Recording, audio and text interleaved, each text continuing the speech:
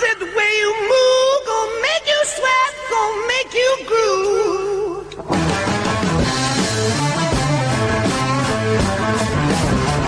Ah, way you shake that thing, gonna make you burn, gonna make you stay.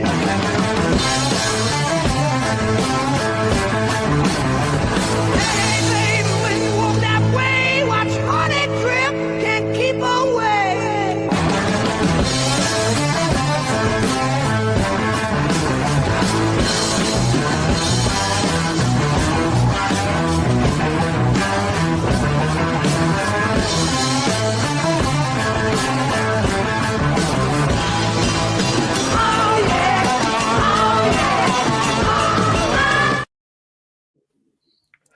Evening all.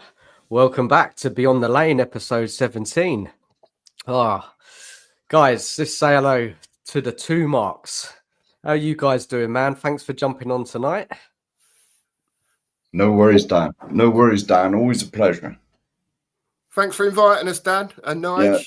Looking forward to a great show. Yeah, cheers for coming on, guys. And you started your show at the weekend, and it was a good show. I was listening in, didn't listen to it all, but what I heard, it was really top show, guys. So I hope you keep it going, and we all have to support each other on YouTube. So brilliant stuff. And Nige, how are you, buddy? Yeah, I'm not bad, mate. Not too bad at all. Busy day. Pulled my groin somehow. Wasn't even an exciting pull, but yeah, I'm okay. How are you doing?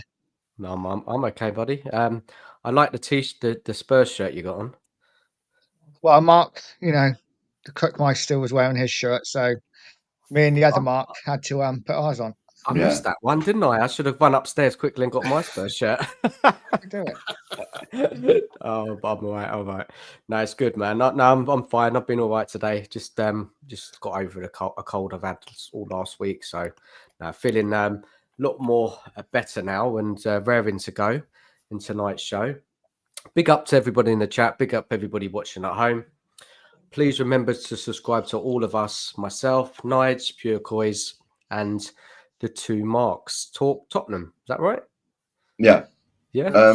Well, it is. That's what it is at the moment because we changed it. Now we've had a change of heart. It's going to become the two Marks show. Two Marks show. Yeah. Yeah, but we got to wait to change the names.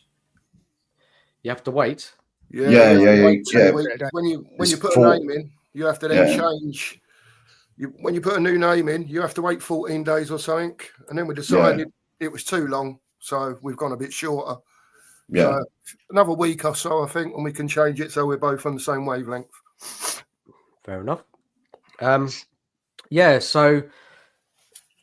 lost my train of thought then. So let's talk about tonight's show, what we're going to be getting into. So we're obviously going to touch on that Tamworth game. Very, very poor performance, where we really had to wait for them to tire out before we got the goals. And we got a bit of a slice of luck, didn't we, in that extra time part.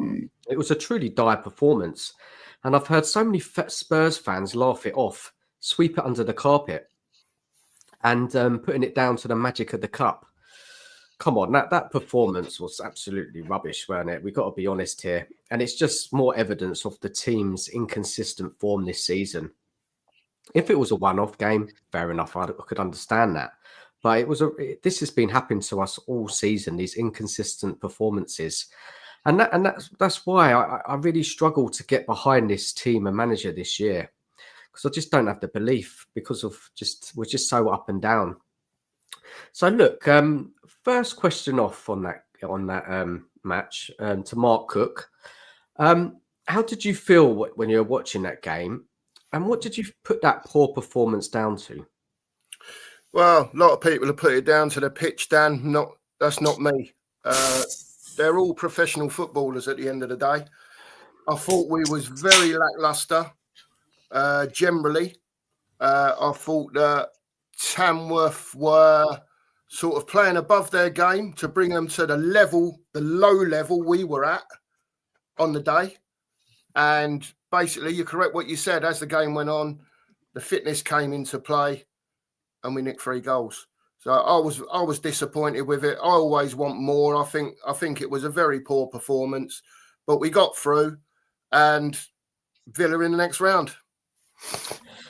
Yeah, we'll get into it a little bit, that game. I don't want to talk about it too much tonight because we have a massive game tomorrow night which we need to discuss, and also there's another game at the weekend as well, away to Everton. So we'll be discussing all of that. Now, Mark, do you agree with Mark, or do you put it down to complacency from the team? Now, can I be honest? I only watched about 10 minutes of it because it was my grandson's birthday, his first birthday. Okay. And so I went somewhere and we had like a little party. And I thought it was a bit rude if Grandad was in the bar all the time watching the football. So I only watched about, I'd say, 20 minutes of it. I watched the first 20 minutes before all of them turned up. And from what I saw, Tamworth was all over us. That's all I saw, man. I didn't see much else after that. But the bit I saw, Tamworth were playing us off the park. That I thought was a bit like, I thought, what's going on here? Is it the pitch? Is it so anything about the game? I haven't even watched the highlights. Yeah, well, you didn't miss much. No. I gathered I didn't miss a great deal. It was a very, very poor performance from us. And Mark, you said about the pitch. What's this issue with this pitch? Because I thought they train on this pitch at Tottenham Way. Well, apparently they do, mate. But I just think, when you say, for argument's sake, it was the other way round that it was at Spurs, that game. Do you think you wouldn't have seen any sliding tackles? I think there was one in the game, Bergvall. No one wanted to get stuck in, mate. The ball was bouncing around all over the place. Yeah. And one thing I did notice was that Tamworth won quite a lot of second balls. When it was banged up and either our defender was getting an head on it or one of their lads was. When it was coming down again, they were winning the second balls when they had a bit of possession. But to be honest with you, that bit in the last, 5 minutes odd, or the first bit of extra injury time on the first 90 minutes, we were lucky, mate, because if they'd have had a striker that could strike the ball properly, one of them two chances would have gone in and we'd have been in deep puppy doo-doos. We'd have been out. Do you know what I mean? And there's too many players on the day that are not performing to the level where they should be performing. You could probably count one or two players on the day that had, you'd say, half-decent games. But the majority of them, even though we won the game, that was like 4.5 out of 10. And when we're talking about consistency, we can't be playing like that. We can't be taking small teams for granted. We need, before the game was done, if you'd have said, well, Spurs should win that 6-7-0, against Tamworth, you're playing against blokes that have got to go work the next day, So all due respect to Tamworth, I thought they did really well. We got the job done in the end, but we were poor, Dan and Nige. Really, really poor. We were. Yeah, it was awful. I mean, I was expecting a comfortable victory, playing some young players, and look, the whole attitude was wrong. How they approached the game, and look, there's certain things, certain issues with players I want to talk about in a minute, but I want to hear from Nige, and we really should kind of praise Tamworth as well. Were you surprised, Nige, how kind of their application on the day, Tamworth, how they play? They play in the National League, and they really held their own against us. To be honest, they defended well. Were you surprised? Can't say I was surprised. No, it's the game of their life, isn't it? They're going to be, everyone's going to be up for it. The fans were up for it. The players were up for it. Yes, I wasn't surprised at all. I thought Tamworth played well, but I just don't think we turned up. About the plastic pitch, the 3G pitch, it wasn't quite Luton Town, was it, in the 80s? It wasn't a bad pitch. I would love to play on a pitch like that. I think pitch is a bad excuse. I just don't think Spurs turned up on the day. I thought they'd rock up, play at 50%, and win the game comfortably. And in all fairness, they should have won the game comfortably at 50% because they're that much better. But that is the beauty of the FA Cup. Mhm. You never know. Playing away from home is always going to be tough. Credit to Tamworth, but yeah, Spurs were just not up to it on the day. And we were so close to going out. Can I just say as well, Tamworth was 16th in the National League, man. It's not as if they're up there, like, barring it up at the top. Mm. They're like 2/3 of the way down that league. How- Even my local team went there and drew 0-0, right, with 10 men back in October. Yeah. Look, was it injuries? Were the players worried that they'd get injured on the pitch? Because Werner pulled a hamstring, didn't he? He's now out, which is good news. But yeah, was it this pitch thing where they just not going at it because of just worrying they're going to get injuries for the game, knowing the big game on Wednesday? I couldn't make sense of it all, to be honest. And why weren't players like Dorrington, Lancashire, Bergvall, and why didn't they play Gray in midfield? Give him a go there. That's the position we brought him for. Could have played Spence at right back. I don't understand it. Like, why did we not see those younger players? We needed a striker, I felt, on that day, and Lancashire should have started for me. You needed someone in the box, someone, a target man. But Werner, he was playing central striker, wasn't he? And he was god awful, weren't he? Madness. Guys, what do you think about anybody really? Just about the why he didn't start more of the younger players in this game? I think it was a real opportunity for Ange to finally put Gray in the 6. Mhm. Like you say, he could have played Spence at right back. He even could have played Spence at centre back, to be fair. I understand Dorrington not playing because he was about to move to Aberdeen. At the time, I was angry, but obviously on reflection, now he's gone, I kind of understand it. But yeah, perfect opportunity to start Bergvall, perfect opportunity to start Lancashire up front. Like you say, we needed a target man. Werner is the worst striker I've seen at Spurs, and I've seen Gregor Raziak.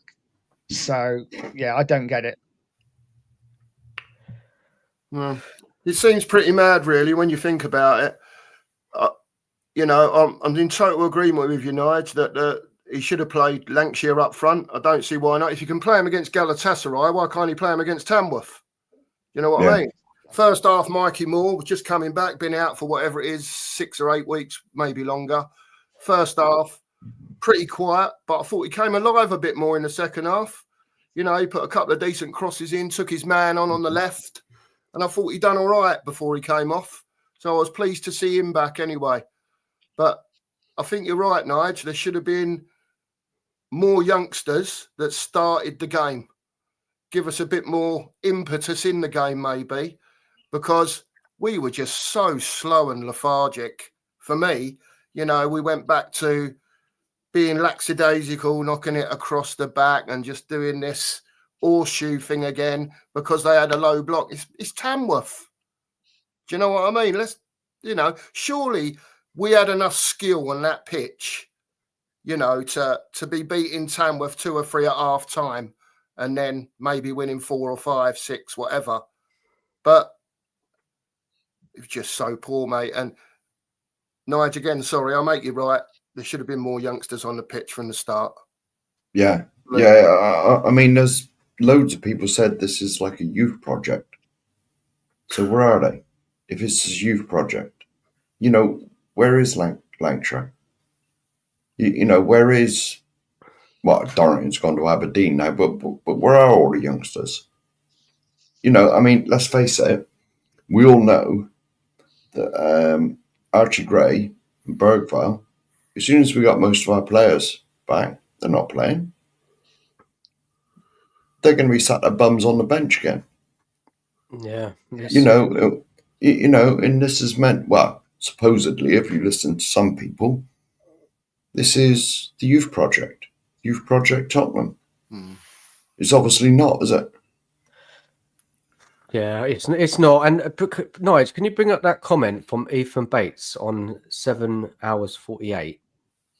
The configuration of the front line was nonsensical to me. Big up, Ethan. Hope you're well. Yeah. You're right. It was not working, was it? That forward line. So we had Moore on the left, Werner central, and Johnson on the right. Now Moore's just come back from a long period out, so I didn't expect him to be, on it fitness wise, getting into the game. And it doesn't help much when you've got Werner in front of you, does it? Really? No. Why didn't Lancashire play? He should have played. And Johnson, Johnson had a really good chance in the second half where do you remember that one coming in at the back post as a cross? And he hit him on the calf, didn't it, rather than the boot? Yeah, just no quality. And Maddison tried. He had a few shots from outside the box. He tried to make things happen. I thought Basuma was quite busy. He was not giving the ball away, recovering the ball. He was good. I mean, it was just a lack of effort. It just didn't seem to really care. And I mean, the extra time came along, and Ange made the subs. He brought on Son. He brought on Kulusevski. Who else did he bring on, guys? There was a couple more, weren't there? Val? Bergvall came on. Bergvall should have started. He should have started. And it was just a horrible performance. It really angered me, to be honest. When the line out came out, I honestly thought it was going to be like it was Mikey Moore, Timo, and Johnson, one up at the front three. Yeah. I thought it would have been Mikey Moore on the right because he can play either side. Yeah. He's not just on Timo on the left and Brennan up front because he was more or less a striker for Forest. Timo's always sort of been on the left, hasn't he? He's never really been a sort of central striker, has he? As far as I know, I might be wrong. Well, he did back in the day when he played for all right. Leipzig. Oh, he was a striker, was he? Striker, yeah, when he was banging in the goals in the German league. All right. Playing for the national team, and then he went to Chelsea, didn't he? And then but I honestly thought Brennan was going to start up front because Brennan was a striker as well at Forest. He's played that, hasn't he, Mark? That was done that. Werner, he shouldn't be playing, and he's injured now. So, that means the club have to do something in the transfer window because I don't know how long he's going to be out. So that is good for us. But Johnson, again, a player that, what does he do other than score those goals? He's not really in the game, is he? No. He can't take on his man. His crossing is rubbish. He's just very limited. And if you look at his goals he scored this season, he has scored quite a few goals.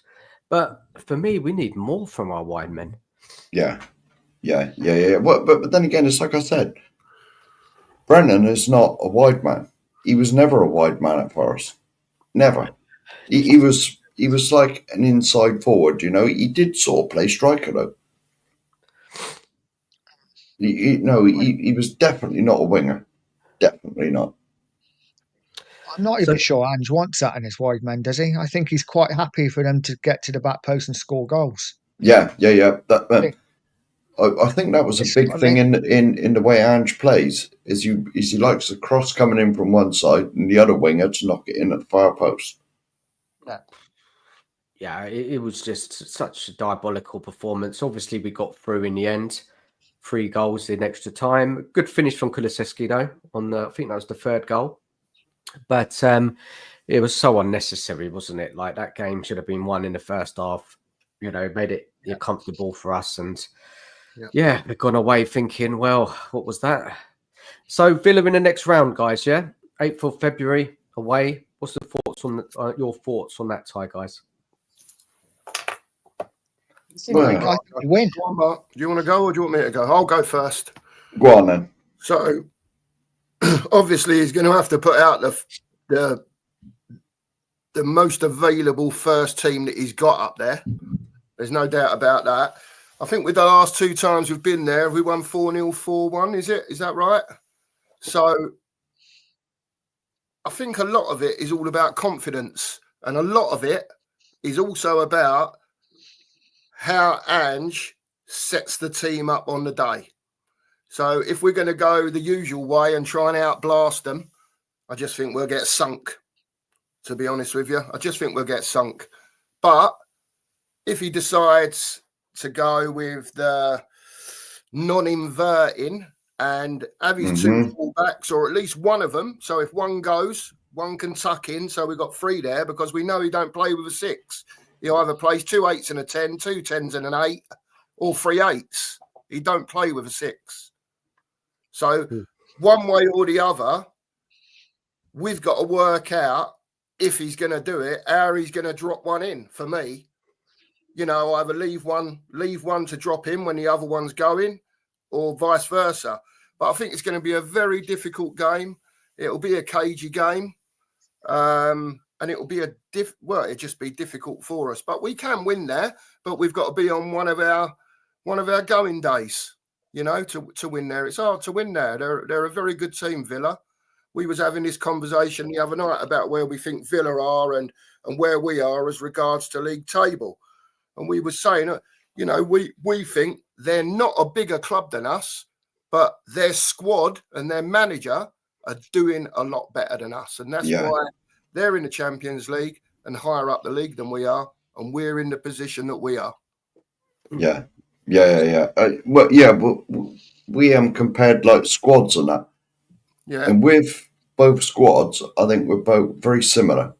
And so if you're going to look at the table, where are Villa at the moment? 6th, 7th, 5th? Like So, that, above us. yeah, but that's where we put Tottenham, wasn't it? It was Probably in that sort of area. 7. Yeah. Look, I mean, Villa, some are saying it's a better game for Spurs because a bigger team, Villa are going to come onto us or give us space. We're more likely to show up against a bigger team. We're, you know, the lower level teams are more of a banana skin for us in a funny sort of way. Like Coventry, we struggled at the weekend. We've struggled in the Europa League to get going against these lower European teams, all just scraping by, getting through. Yeah, I get that, why they're saying that, but it's a very tough tie. Very, very tough tie. And you've got to remember, Villa are desperate for a trophy as well, aren't they? You know, and Emery, he's got a history of winning cups. So I don't think they want to lose that game. Their fans won't be happy if they go out again of another cup competition. Yeah. Now, I know they're in the Champions League still, and that'll be starting again in February, but it's a tough game, really tough. I mean, you have to say Villa are favourites because they're at home. Villa are playing better than us. They're higher us in the league. They've got a better manager, in my opinion. But we did go there last season and beat them 4-0. So it's not completely out of the question. A cup match is a cup match. You could go either way on the day. Our players definitely have to step up. And we have got some good results away from home this season. If you look at, we've gone to City and won. We've gone to Old Trafford and won. So, yeah, we can do it. But it's hard to kind of, you know, like in past, you know, when we've been playing well in this season and the form's been good, we've been kind of up there in the league. If we went to a place like Villa, I would feel, yeah, of course we can go and win it. I'll be kind of confident. But if you look at us this season, we're like 12th in the league. We've lost 10 Premier League games. We're so inconsistent. We can't string 2 wins together in the Premier League. I just don't have any confidence in winning that match. And I just think we'll be out. But, you know, I don't know, guys. It's the cups this season that seems to be kind of keeping Ange in a job, I think. It's unbelievable, isn't it? We've been so poor in the league. But we're still in all these competitions, and God, you know, imagine if Ange does get us to a final in one of these competitions. That will be, that would be great for us. We'd be quite surprised. As long as we win the damn thing. Yeah, as long as we win it, and we, you know, it's amazing, isn't it? How poor we are in the league, but we're kind of getting through these cup competitions. So. You never know. We have, like fans, I guess, you know, fans, they have to believe in something for the season. Yeah. You have to get behind something, even though if you want Ange in, Ange out, whatever you think about the team and the squad, you have to believe. And I totally get that. I totally get that. There's nothing more than I'm sure any of us here on the panel, people in the chat, is want to win that trophy. Yeah. Does that believe? And, sorry, and, one more thing. no. And in or and out is Yeah. nothing to do with when we play football. Right. If we lose the game of football, then we come on and we moan about the manager. We moan about the players. Yeah. But when they're playing, we all want them to win.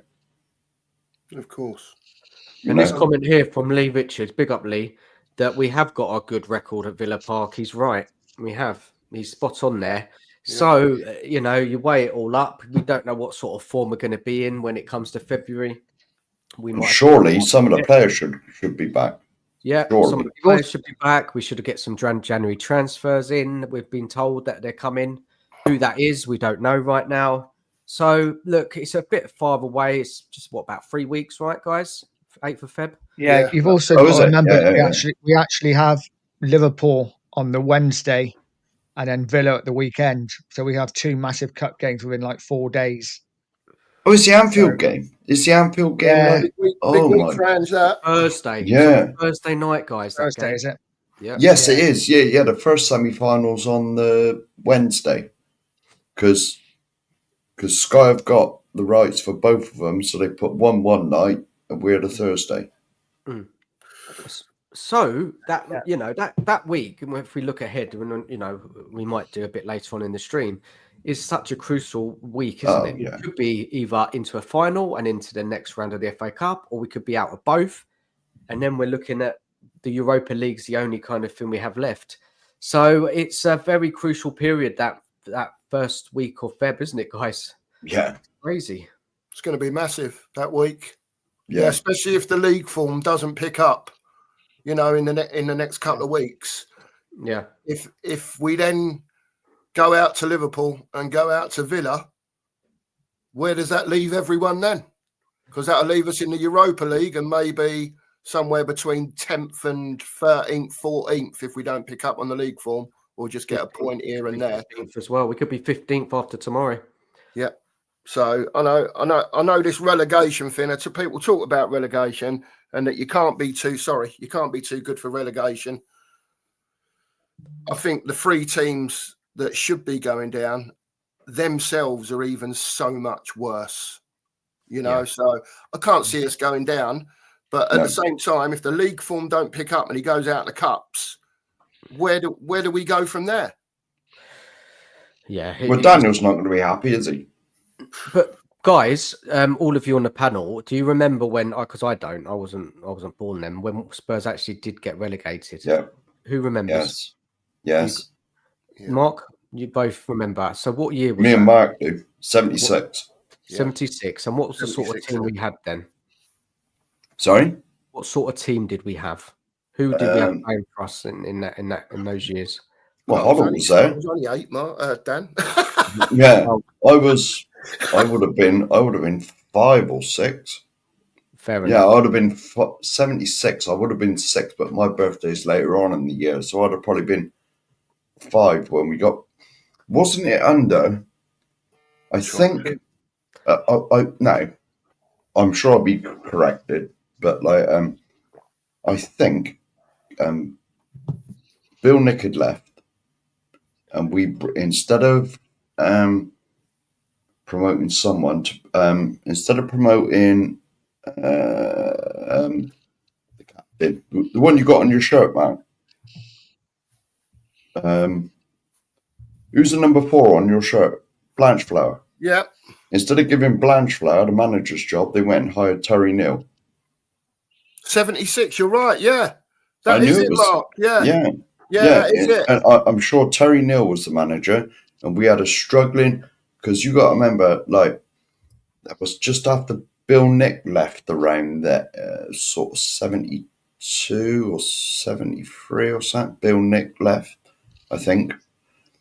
And Terry Neal come in, and we had a struggling, aging team. So what I was told, obviously I was too young to remember, but Glenn Hoddle was still in there. Steve Perriman was in there. And Jennings in goal. We just struggled. We just struggled generally, Mark, didn't we? Yeah. Perryman was in the team. Yeah. Steve Perriman, Glenn Hoddle. Young Perryman, Steve, Hoddle, yeah. I'm trying to think who else would have been in that back then. John Pratt. Yeah, John Pratt. John Pratt. Yeah. Was Alfie Conn in the squad then? Who? Dan? Alfie Conn. Yeah. Was he in the squad then? Oh, not sure. Not sure. Oh, Terry Naylor, there's another one just come in. Yeah, Terry Naylor, right back. Yeah. Naylor. So it just shows you, right, that there's some very good players in that team, right? Oh, Brackenshaw was the coach. Brackenshaw took us down. So he must have took over shortly after Terry Neal, because how long Yeah. was Terry Neal there? Not long. He was couldn't have been very ex-Arsenal, long, wasn't he? It was a disaster, wasn't it? Yeah. So going back to Mark, you said about, there are three worse teams than us, but if one of them picks up a bit of form, we are Everton have got a new manager now. I can't. There's like, what are we? We're 20 games through. We've lost 10. Yeah. Right. So when you start getting to the point in a 38 game season where you're losing 17, 18, 19, then you're looking to be in a relegation fight. Well, there you go. There's absolutely no doubt about that. So that's what I was saying. Unless the form picks up, in the second half of the season, if they go on another run of 3, 4, 5, where they've only won 1 in 5 and so on. Yeah. Time we get into the end of the season, we're only winning another 4 or 5 games on current form. So we could be around that 16, 17, 18 losses, and then, like you say, one of the bottom 3 picks up, then we're in trouble. We're in trouble. Yeah. It's up to us as a team to lift ourselves out of that. We're a multi-million-pound club. We shouldn't be anywhere near where we are. I know that doesn't mean you can't be in that position, but to me, it tells me something is wrong overall, with the squad. And Look, it's just I just struggle with it. That Tamworth game. Look, how can you play like you did against Liverpool at home and win 1-0? Yeah, it was a bit of a clash between the two as such in midfield and such, but we got the winner and we didn't concede. And then we go to Tamworth and probably only paid a quarter of the pace of what we played against Liverpool. We was at it the whole game against Liverpool. And then when I watch on Sunday, I just think maybe they're thinking, these lads, they're not at our level. We will get past them. It doesn't matter about it. It hasn't got to be 100% peak performance, but I don't even think they was at 50%, mate. Dan and Mike. No, you're right. You're right, Mark. And look, I don't think you'll hear many channels on YouTube talking about this relegation issue. Yeah, people won't want to talk about it. But if you look at the form, 10 defeats, right? Look, you have to talk about it, guys. Look, what's this saying? Lee says, a panel are right to be worried. Lose at Woolwich and Everton this week, and Leicester game at home at the end of the month becomes massive. That's the game I think we're going to win this month, is that Leicester game. And they're in a fight. Yep. And you've got to remember as well, we've still got to go to Anfield in the league. Yep. We've still got, Emirates is tomorrow. We've still got to go to Stamford Bridge. That's the 3 places we never get anything, historically. I'm not saying we're not going to do this year, but historically, we certainly get nothing at Stamford Bridge. Historically, we have one there. But it's unlikely. No, I was going to say, but most of the times we normally get beat at Stamford Bridge. Liverpool, but never. And Arsenal, we had this discussion. It was either on here Friday or our show Saturday, Mark. Yeah. Where I said I can only remember a flipping draw, a win, 2 wins, one in the league, the Yunus Kabul game, 1 in the cup when Dele Alli chipped the keeper, and there was the 4-4 game. That's the only 3 positive results I can remember. And 2 of them was cup games. Mark, don't forget as well, we're talking about Everton. They're going to have the new manager bounce now, back with Moisey as well. Yeah. So they're going to be fighting for him when we play them. So and I can guarantee you, Moisey has set him up solid at the back. Of course. Yeah, he always does wherever he goes. Yeah. Moisey's sort of thing for being a manager is not lose, at least get a point.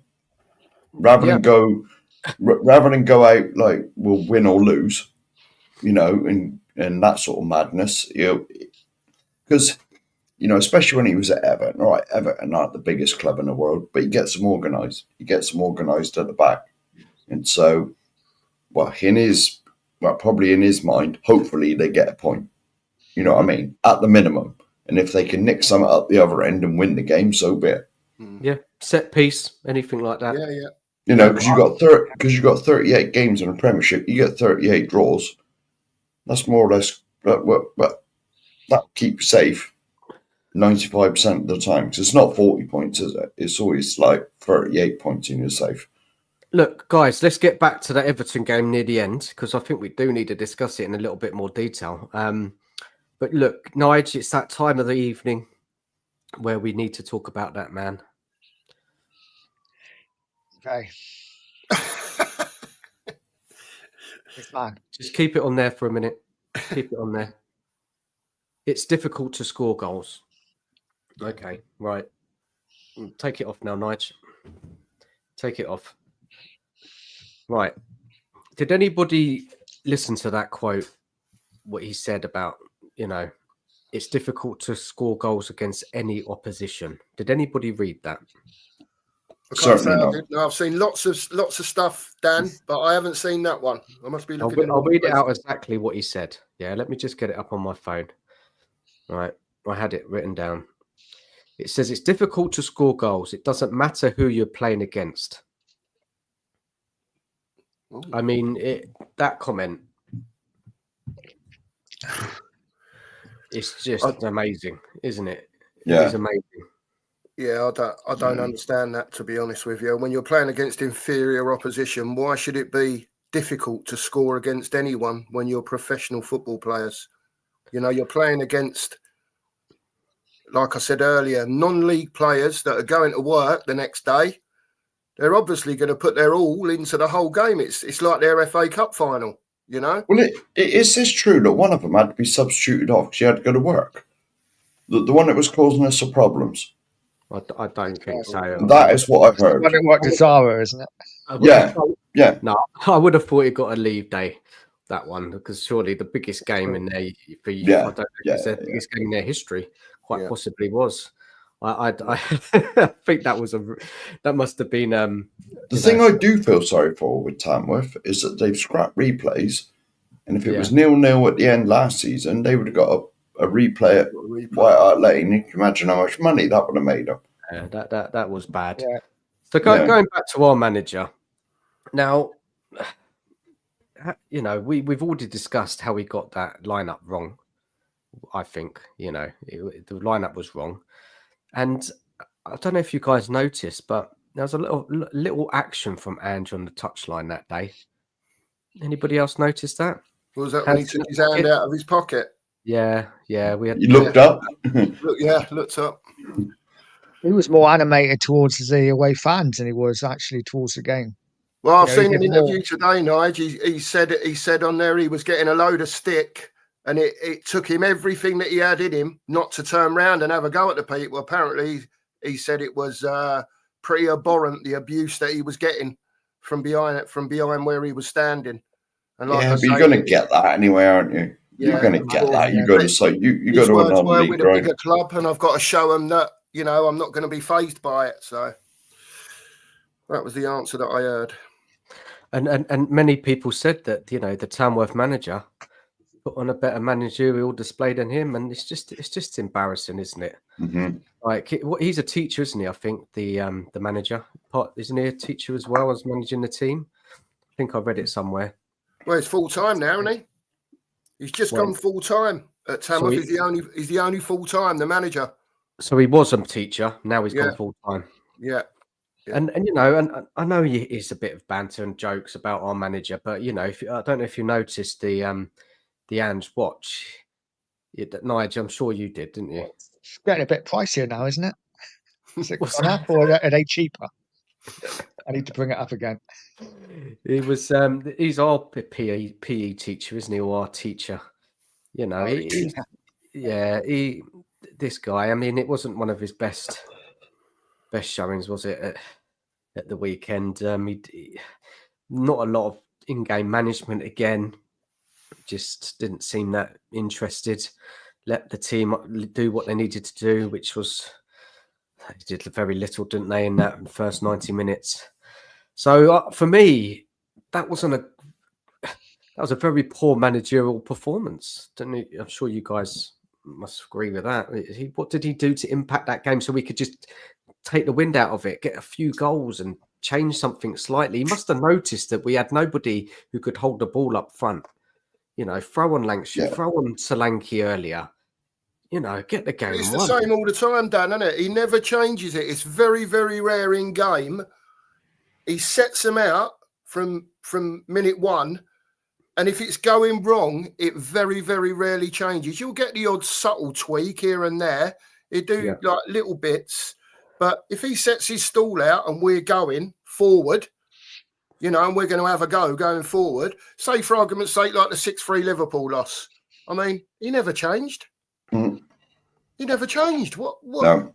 I'm watching the telly and I'm like, I'm not a coach, but I know football with my eyes, and I'm looking at the telly thinking, what are you doing? What are you doing? We're getting absolutely spanked all round the place. We're 5-1 down, and you haven't changed anything. No. Every time Liverpool broke in a transition, boom, boom, they're flooding, and we couldn't stay with them. It's just madness. But he did learn, obviously, a little bit. He must have thought to himself, hang on a minute, we're playing them 10 days later or whatever it is, and I can't let that happen again. So he can learn, but why does it take a battering to learn? Yeah. I think he's too stubborn. He's got his philosophy and the so-called Ange ball thing. Ain't such a thing, is it? Too stubborn. Because if you notice, when we lost 1-0 at Forest went from a back four until they scored. Then he took off the attacker and put another defender on. They went to a back five. Just shut us out completely. Yeah. As I said on our show Saturday, that game could still be going on now and it'd still be 1-0. Because we wouldn't have scored. Yeah. And this is why we have to talk about this man every week, because he needs a lot of scrutiny. He's not going well, and a lot of people ignore it. They do ignore it. But we will keep talking about it every week. All the great managers, if they see something's not working, they make they'll do something, even if it means making a substitution at 20 minutes gone. If you're being completely outrun in midfield, they'll change stuff to shore you up a little bit. Yeah, he does nothing. He does nothing. He does very, very little. Nige, what do you reckon about Ange? I think he crapped to bed against Tamworth. I think he actually went. I think he went as strong as he thought he needed to go to get through. That's why I don't think he put a lot of youngsters out there. I think he thought, I'll go strong, win the game, and then I can take a few players off later on and rest the players for Arsenal. But when it was 0-0 for so long, he then thought, well, I don't want to bring Kulu on because I want to rest him. I don't want to bring the youngsters on because then we might lose. I just think he got it all wrong from the start, personally. And yeah, we got totally lucky. But yeah, for me, he's just every week he gets decisions wrong. He gets. Well, saying that, we've won the last two. We've kept 2 clean sheets. We have. And then people are like, turning things around, eh? No, not for me. No, not for me. Not unless I can see him set up in a more rigorous way. I understand that when we're playing teams, maybe even though it hasn't worked against your Ipswich and your Leicesters and the Southamptons are very poor, but there are certain teams you'll get away with playing that attacking football and you might nick one, but you're probably going to score 3 or 4 because you're just going to batter them for 90 minutes because they can't cope with it. But then you got your Ipswiches where it doesn't work. So you've got to be able to change in game because we are not good against low blocks. As soon as we play low blocks, we start playing all-shoe football. As soon as we get teams coming onto us, that suits us better because we're almost counter-attacking. And we are what I would call, if we're set up properly, we could cause a lot more damage counter-attacking than playing the way we are when he sets them out gung-ho. Definitely. For me, because it'll shut up that end a little bit more. Well, a lot more. I would imagine it will shut that end up, which is our main thing. There's no point scoring 3 and conceding 6. Yeah. What does that achieve you? Is that a victory? For me, that's not a victory. Yeah. I want to see my team win football games. That's why I'm a supporter. You know, we can all be coaches on the outside while we're watching the telly here, you know, and say this, that, the other. But at the end of the day, I want to win trophies. You know, we've never been a league team. We've won it twice, but we've been a cup team. And for the last 20-odd years, we haven't even been that. And worse ways, we need to get back up to that, I don't know, 7th to 4th or even further up where we was with Poch. You know, I just... No, you're spot on, man. I struggle with it, mate. When I see us now in the league, I really struggle with it. And I look at the table and see us in 12th place. And I think, he's not changing. Get someone in who will change. Yeah. That's just my thought on it. And we can discuss that later, I think, definitely, because that's what I would do. But let's bring up some comments in the chat and see if they've said anything. Is there anything in there, Nige? Because I haven't got access to it today. Anything around the manager and anything we should bring up and discuss it before we move to the next part? Yeah, and I think we discussed that earlier, didn't we? If we're going to make a change, should have done it after the 6-3 Liverpool. Yeah, but I agree with that one. See, the games that we have done well in is the games where we've either had to sit back or have sat back because the other team's been like the Man City in the Cup where we won 1-0. We sat. Well, did we sit back on purpose? That's debatable. Did they force us back? Probably. But then when we hit them on the break, quick passing, we beat them. And it's the same as, and I noticed when the first Liverpool game, the 1-0 game, like the 2 fullbacks didn't disappear because that's all I keep. That's all I keep an eye on now.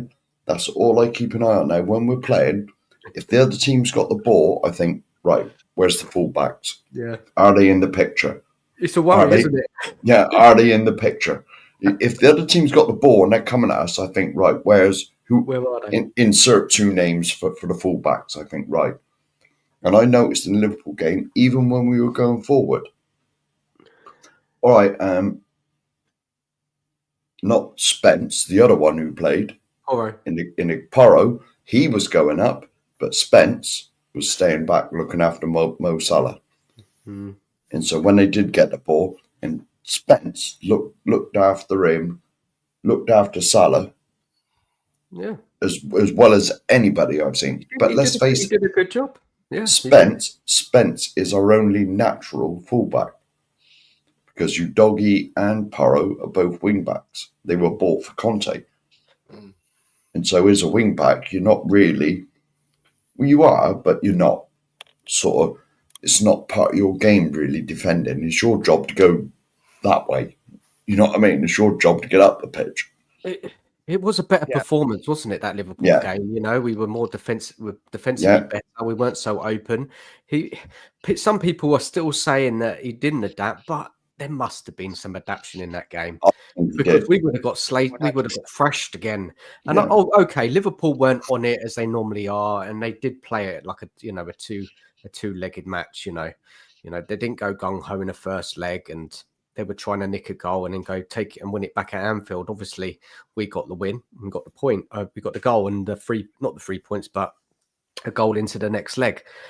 But look, we will see, really. It's so hard to judge the Tamworth game because that was just such a nothing performance. It was like an exhibition match, wasn't it, that FA Cup game? The thing I will judge John is when all the players come back, like your VDV and your Romero, your Doggy comes back, and Porro's there anyway, whether he keeps one of them back and doesn't get both of them disappearing, you know, that is when you got to judge him, because at the moment we're so thin on numbers that I don't think, and the players must be shattered. They must be playing the way that we play, 100 miles an hour every game. It's not sustainable. You know what I mean? So when you doggy comes back and Paro's in there, and the two like Romero and Van der Ven are back, whenever that's going to be, then will he resort to type, or is he going to play this more sort of half? Mark, he'll have to, won't he? Because Udogie and Porro are not really fullbacks, are they? They're wing backs. Yeah. Right? So, yeah, you know, whether they're going to have the temperament and the knowledge on the pitch, if he says to them, for argument's sake, I only want one of you to go at a time, yeah, are they going to be looking out for that, or are they so in their ways that they're just going to be going again? Yeah. And well, I don't care what team you are, with what centre backs you've got, when the transition breaks down and it goes to the other team, and they're looking up the pitch, and with one ball they can go bang over the top of the right back or bang over the top of the left back because they're not there. You're asking. Sometimes it's okay because Van der Ven's got pace when he's there, so he'll clear up. But a lot of the times we're conceding so many shots on our goal that it's really quite surprising that we haven't conceded a lot more than what we have. Yeah. It's not good, is it? It's really... It negates it, Dan. If he's like he did in the 1-0 against Liverpool, if he's got those, even if one of them goes and one of them stays, so that when it breaks down, there's three there. Yeah. Yes. Do you know and what I mean? Basuma sits in a bit more as well, you know. Basuma, it's just making us a bit more stable. That Liverpool game, we was a lot more stable at the back. Yeah. You know, we didn't give up as many chances as what we have been doing in a lot of other games. But my hunch says when all the players come back, he's just going to resort to type, and it's going to be out of mayhem again.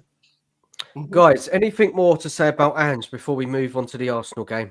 Yeah, Ange out. Sorry. Yeah. We're all Ange out. Unless you change Ange. Unless you're going to change. Unless he changes. You know, unless you can show that you can change between games. Because this gung-ho stuff is just doing my head in. It's unsustainable. The evidence is there in the league table, isn't it? Yeah. That's what you go by, the league table, not the cups. Cups is a lottery. You know? If you go back to after the first 10 games, Dan, I haven't got the figures here in front of me. But basically, from the end of those first 10 games to where we are now, it's horrendous when you look at wins and losses. It's not great at all. No. The first 10 games slews the stats. Yeah. Since he's been here. It really does. Yeah. Oh, guys. Well, yeah. So, Ange, in the end, just to wrap it up, a poor managerial performance, even though we won the game. Yeah, you know, it was just a real poor game. Just so frustrating. But look, let's move on to the big game tomorrow, guys. The heat is on, really. Yeah. Both sides. We're going to start off to discussing this game at potential lineups. So, Nige, if you've got that for us, potential lineups for tomorrow. Let's have a look. I've got what I thought the injuries are at the moment. Okay. And obviously, Spurs are without Romero, Van der Ven, Udogie, Bentancur, and now Werner. But Richarlison is fit. Okay. So yeah, who do you see starting? Who do you see? But then starting? again, As well, Ben Davies is still out. Yeah. I haven't put them all in, but just.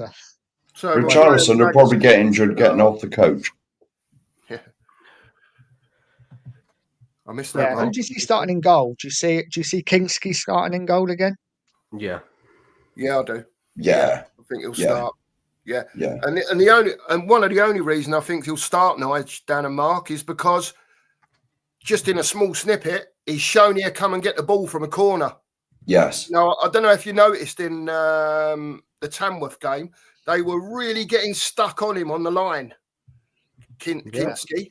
But his feet were decent and he was getting out of it, coming out. And I think there was two occasions where he come and got the ball. And against Liverpool the other night on a couple of corners, he did as well. So I think I think that'll help us massively on the set pieces against Arsenal. Yeah. But that's our only weapon. That form up, obviously. Yeah. So look, let's run through the lineups, injuries, and then what we'll do, we'll all go round and say who we want to play, who we think should be playing, Yep. and then we'll go and look at kind of the tactics of the match, how we think it's going to go, and then we can talk about the game and the kind of the importance of it regarding the league. So let's try and kind of do it in that kind of order. So Nigel, have you got the Arsenal's injuries? Did you get that together? Because I got it. If you haven't. So they have Jesus, Saka, Inuari, I think that's how I spell it. White, Tamiyasu, and Calafiori is a major doubt. So they got a few injuries as well. Yeah. Timber's doubtful, but I heard today in the press conference that he should be okay. And there was another player who got taken off, but should be okay as well, Jorginho. He should be there. So we have got more injuries than them. That Arsenal's biggest issue at the moment is scoring goals.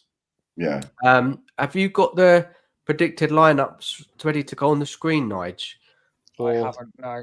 You haven't? Okay. So predicted lineups, this is what I'm looking at. This is what I see. So if we look at Arsenal first, they have Raya in goal. They're having a young full-back playing left-back called Lewis Skelly. Gabriel Saliba, and they're thinking maybe Partey's going to be right back. Marino in midfield with Rice and Odegaard. Or it could be Jorginho.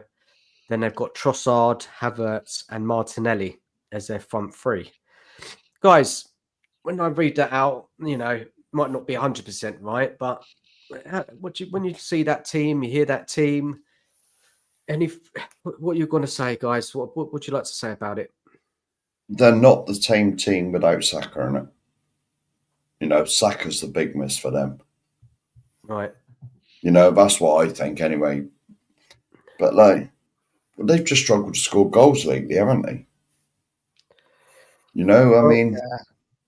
I got their fixtures up from their last five or six games. Okay, so we could go back to say beginning of December, because this is when that was our last Premiership win, was beginning of December against Southampton. So they did beat Manchester United at home when the Man United managers just first came in. They went to Fulham and scored 1 goal. It was 1-1. Yeah. And they played Monaco in the Champions League and they won 3-0 at home. They failed to score at home against Everton. Then they knocked out Palace in the quarterfinals of the Carabao Cup and scored 3 goals. 21st of December, they put 5 past Palace. They narrowly beat Ipswich at home on the 27th of December, 1-0. Then they went to Brentford and got a 3-1 win. Drew away to Brighton, 1-1. And then the last 2 fixtures was a 2-0 loss to Newcastle in the Carabao Cup. And then they drew 1-1 in normal time against Manchester United and got knocked out in penalties. So we say about they're not scoring goals. No, they have. That's just shut me up straight away. No, Mark, I'm not saying you were wrong or anything. I'd like to look at these things so I can see the picture, because there is a lot of talk, Mark, that Arsenal are struggling to score. Yeah. Creating a lot of chances. Yeah, and they're just not putting them in the back of the net. Right, that's what I've been hearing, and they're really lacking that striker. I want to say something about that in a bit later, but going back to that, anybody else wants to come in about that lineup? Because what I'm going to look at is the lineups in the first game when we played them at home when we lost 1-0, and I want to compare both teams because I think we're going to be all very surprised that both teams are going to look quite different. Yeah, well, straight away on that team, Dan. Sorry, Nige. I just one point quickly. If Skelly is playing left back and Partey's playing right back, I fully expect our wingers to get at them too. Because Partey's not really a right back; he's a centre midfielder. Skelly's not a left back, as far as I know. He's a midfielder. So I would be wanting to go after both of them and have these balls coming in the box for me, anyway. Yeah. Go on, Nigel. Sorry to cut you off, mate. I was going to say. Just a quick thing. It could be Zinchenko playing left back. Yeah, he's slow. Anyway, about him. So I still expect our wingers to skin him as well. Yeah, it's a weak link, I think. Yeah.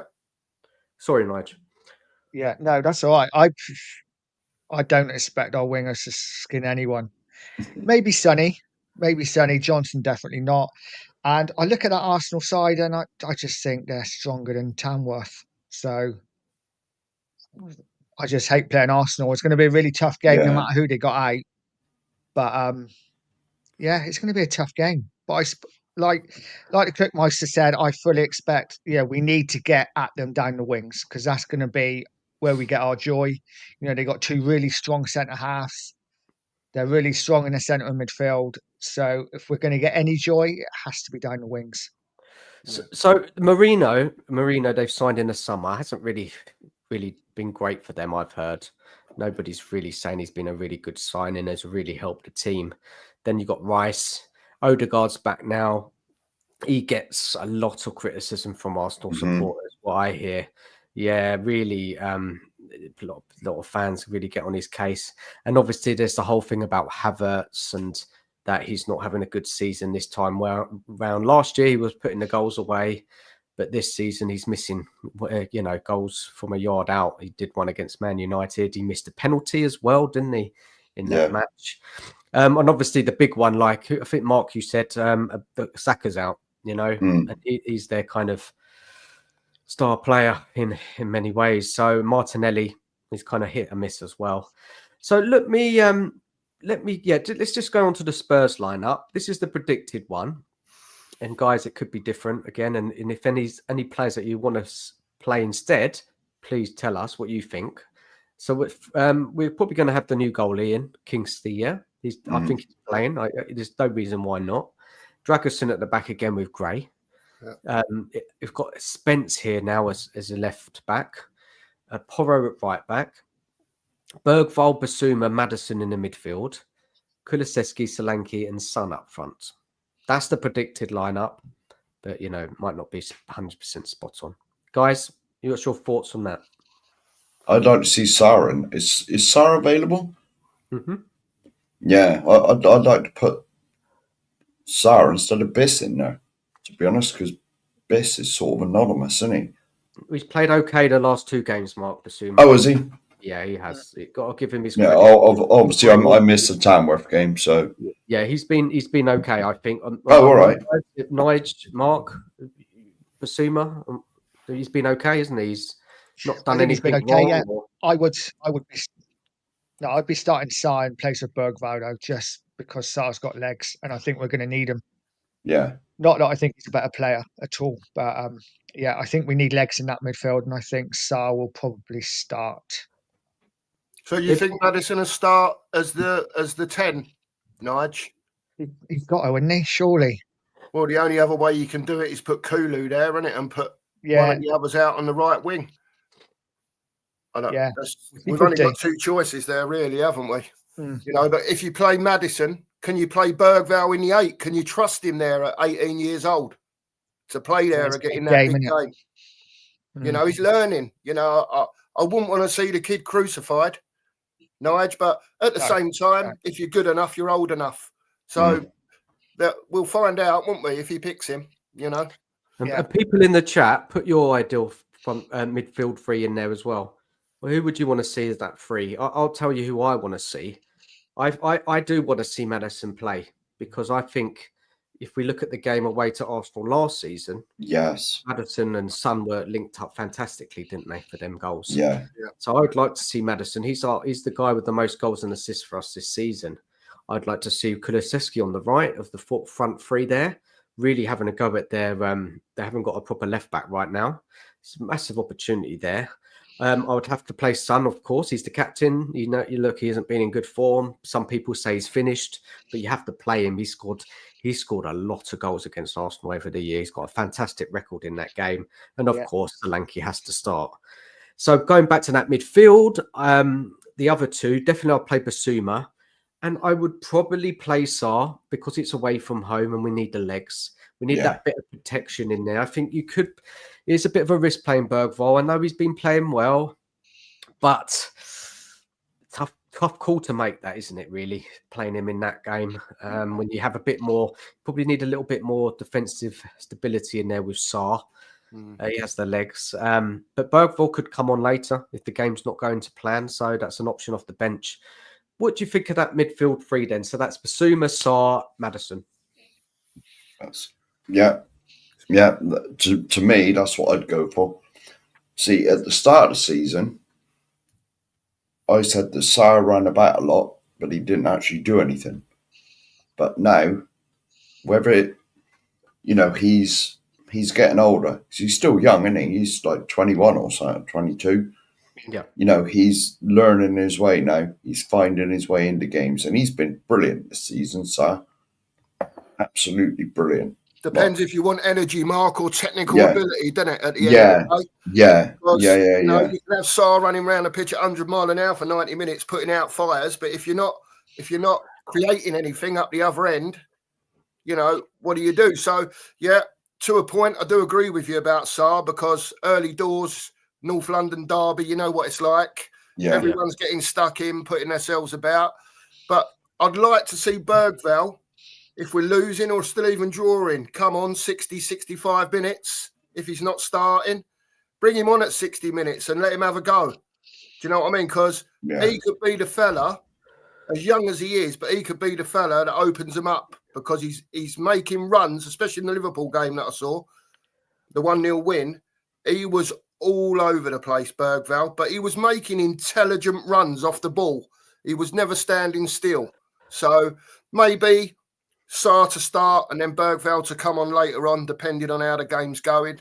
But it wouldn't surprise me if he started, lads. To be honest with you, Bergvall, it wouldn't surprise me at all. And if you look at it, it's a game we have to win, isn't it? It's a must-win game, and that's the sort of thing Ange would do, wouldn't it? I wouldn't put it past him to take that risk. He's a risky manager, isn't he? Yeah. He's an all-out attacking manager. He's not even though that's questionable if we do attack well. I think that is a sensible, though. I think we all kind of agree.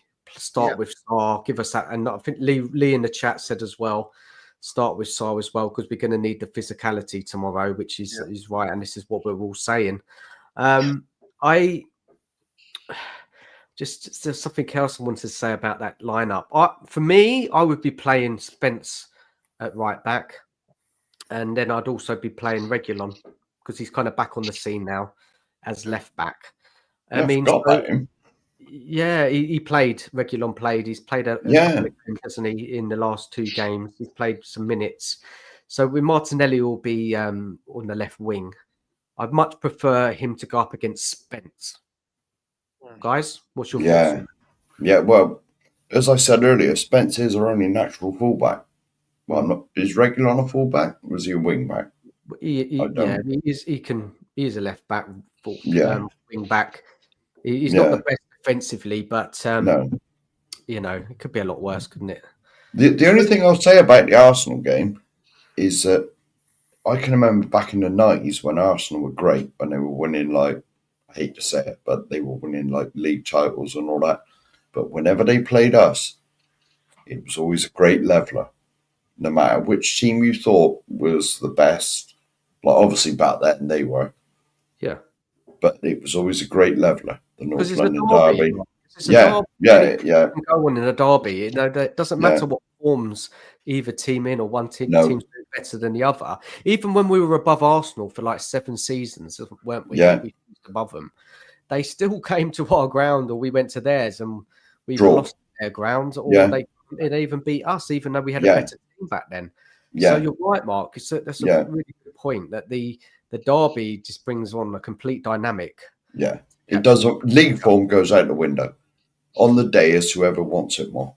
Yeah, I agree with that. Going back to that, Spence versus Martinelli, I think we need to do that. And if I was Ange, I would be playing Spence up against Martinelli, because Martinelli, or it could be Trossard. But Trossard, is he a left winger or a right winger? I think he plays across the top, doesn't he? Trossard. I think Martinelli would definitely start on the left. I'm with you. I'd start Spence. I think Spence absolutely marked Salah out of the game the other week against Liverpool. He should be able to do it against Martinelli, shouldn't he? He should be able to put in. I think so, wouldn't you? He's got pace. He's got power. He reads the game well. My only concern is I just don't rate Reguilon. I thought he was really poor again. I thought he was one of the poorest against Tamworth. And yeah, I'm all up for starting Spence, but who do we start at left back if we're going to have to suffer with Regulon at left back? And I'm not sure. Just hoping maybe Davis might be back, but I don't think he's quite ready. Yeah, right. he's not going to be back yet. Now, Mark, bottom left. What's your take on this? I think if he wasn't going to play Porro wouldn't have played against Tamworth. If Porro needs a rest, why did he play against Tamworth? Because he didn't need to, did he? So he's going to be playing. For me, he'll be playing tomorrow. I think it'll be Porro right back, Jed Spence left back. Yeah, I think he'll do tomorrow. that. You know, he's not going to drop Porro for the Arsenal game if he's playing him against Tamworth. Can't see that, but like I agree with all of you. I think when it comes to North London derby, form a lot of the time just goes out the window, and it's what team wants it more at the end of the day on that day. I expect it to be a close game. I think it'll be a 1-1, 2-2 game. Possibly either team nicks it 2-1, but that's the sort of where I am with it. I think it'll be tight. I don't think anyone's going to get battered. I just think it'll be a tight game. It'll be close. As long as we turn up, which is what my concern is. You know, I don't want to go there and after 10 minutes we're 2-0 down and we fall in hole and get beat 5-6. You know what I mean? Excuse me. That's I don't want that to happen at all. So as long as we're tight, especially at the beginning of the match, first 20 minutes, half hour, then I can see it being a 1-1, 2-2 game. The trouble is with this game, more than any other game, it's always the game that if we win, you're on the phone immediately. On the phone, putting stuff on Facebook, messaging the Arsenal people, you know. But if we lose, just turn the phone off. Just turn the phone off. Never. And then supper with in the morning when you wake up and it goes bing, bing, bing, bing, bing. And, the horrible messages, don't you? Yeah. The memes, the all sorts. Yeah. It's horrible. It's horrible. Okay, I think we've gone over the lineups. I think we kind of, we discussed that. We're all very kind of similar. Look, I think he's going to play Porro. I don't think he's going to play Spence. He hasn't done it all season, has he, Spencer? Only when he's been forced to. Yeah, and he's been coming in at left back, and he's been doing a good job. Be honest, he's done really well, Spence, I think, and it's really shocking management by Andrew. I didn't play him early on in the season when we had all these games, and we needed to risk Porro. So again, I think we're almost probably spot on with what the lineup we'll see. He's probably most likely to go with Sarr in midfield and that front three. I think there's no way Johnson's going to start. He'll probably come on second half as an impact sub. And he's better for me in that position when he comes on as an impact. When the game's stretched a bit, he can come in at a far post and get a goal. You know, Richarlison's going to be coming on at some stage, didn't you? Because he's back in the squad. He's back, perhaps the Pigeon's going to be the one that saves us tomorrow.